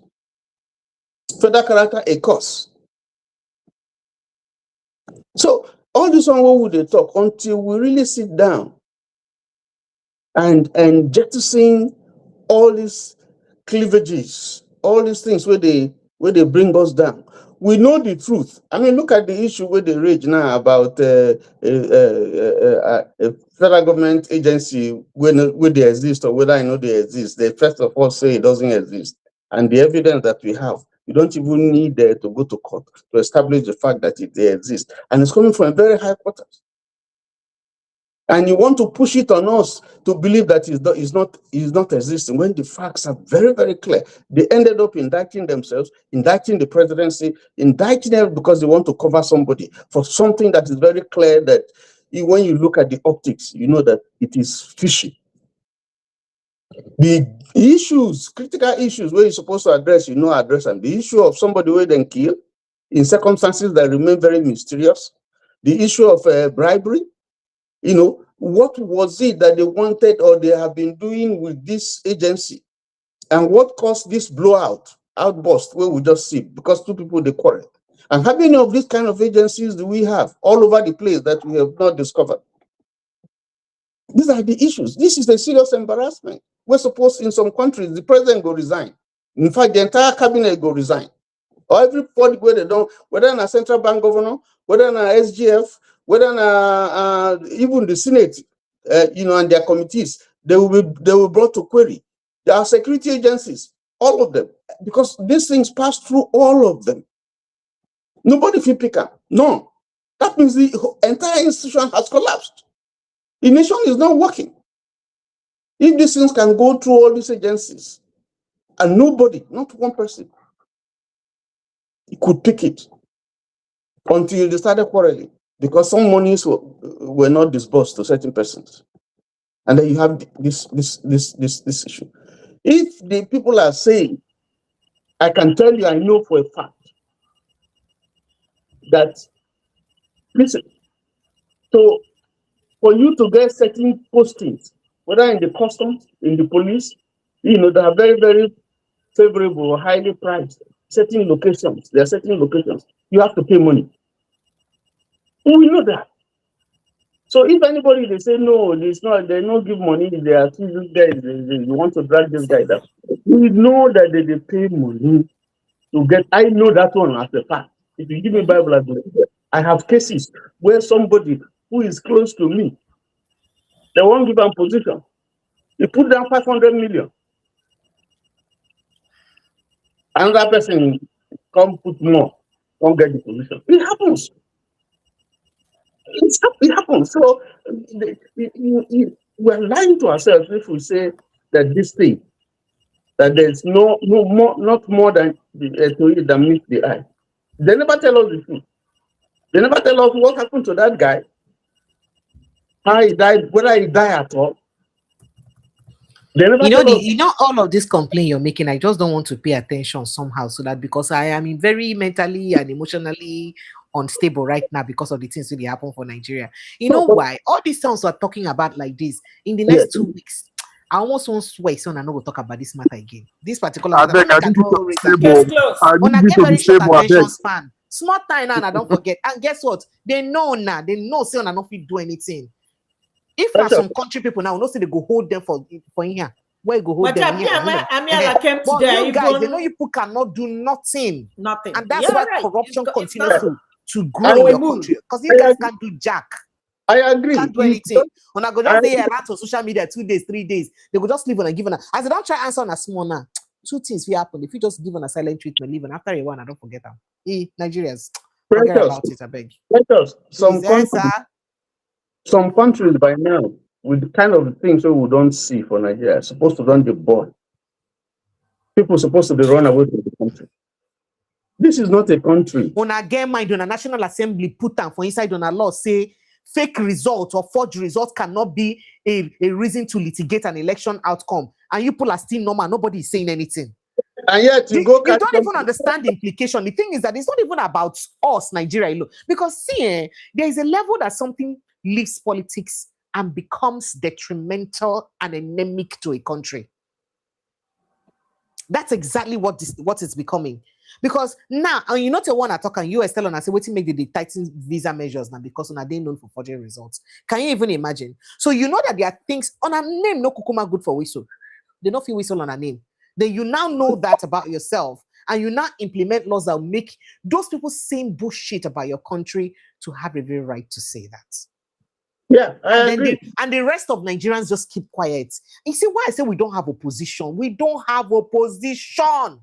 We don't have opposition. We don't have opposition because you cannot tell me that if Atiku Abubakar matches out and says na lie, make results no go fit, when I no go fit stop him from being a reason for litigation. In match out in 20 Fulani brothers, in 10,000 Fulani brothers will match out. Those people were in the bank to vote for him. Peter be match out in your crowd full am. You want tell me say this same National Assembly no go quickly reverse the law where they make. I beg people should leave all those things. They have seen that people don't have the, when I not get the energy. We are too comfortable. Sorry. The issue is not opposition matter. It's not opposition. I just want to talk. We are becoming political. It's not opposition matter. It's a Nigerian matter. It's a Nigerian issue. You know why I said it's opposition? Because the Nigerian people they always look for somebody to be the scapegoat or the leader for them. I mean, and they already know that is a Nigerian problem. So when you people have known that Nigerians are always looking for people to lead forward, Bola Tinubu, when he was opposition, he led. He stayed at the front row. He would have done that again if he was opposition right now. Why is the opposition not doing the same? Why have they not led the way he led? Precious. Nigeria is like the elephant where they look for ear. He can't get the one way covering eye. Now the situation where we did that. I beg I get to end the show. My friend, my mama won't push me for house. So that is our problem. When we are ready, things go change. Otherwise, sorry, it's unfortunate. It's unfortunate. I'd like to say a big thank you to all of you, please. Mr. Ken, thank you. Sorry, I had to just end abruptly. Before my mom can show for this picture, now I can say, what are you doing here? This young lady. No, I don't want problem. You know, so now me they pay house rents, but now me they go pursue for house. You know when your mother is in charge of you. No one problem. Thank you so much. Why did you go to? You came late to church today.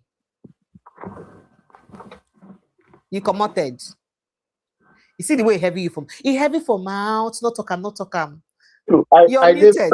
You're muted. I did school. I'm not muted. Oh, okay. Okay, sir. Okay, sir. More wisdom, sir. Well done. If you thank Mr. Ken, you want to say goodbyes? Thank you, everybody. Thank you. You people should hold your leaders accountable. Let them do the right thing. It's a working process. We that live abroad, we are also learning our voices. Thank you. Nigerians should learn to stand up together. It's only when we stand up together that we can do a lot. These people are holding us ransom because they know that we are divided like the people of Nineveh. But I pray that we'll be, stand up together. Thank you, Madam Precious. Thank you. Have a wonderful evening. Thank you so much. See you tomorrow. Thank you, Ify. Thank you so much. Hello. Thank you so much. Thank you. I'm happy most people agree to my opinion as well, to my submission. So let me see. I am going to give you first 100. Carry on. Education. No worry. You win. Education. Good morning, Precious. Thank you very much. Thank you so much. Well done. Thank you. All right. Thank you to everyone who's joined us. It's always a pleasure to have you guys join us and always discuss things about our station, our country before I call on station. And I'd like to say sincere apologies for starting very late today. I just had a very overwhelming day. But I'm supposed to have a guest tomorrow who is supposed to share his experience on, I don't want to talk on waiting, he'll be one of our returnees from abroad, and he had a very, I don't know how to explain the deal in Nigeria he likes to share. I don't want to preempt him, but I don't know if that interview will still hold, but let's see how it goes tomorrow. But for now, ensure you protect your mental health. I love you guys. Good night and God bless you. Bye.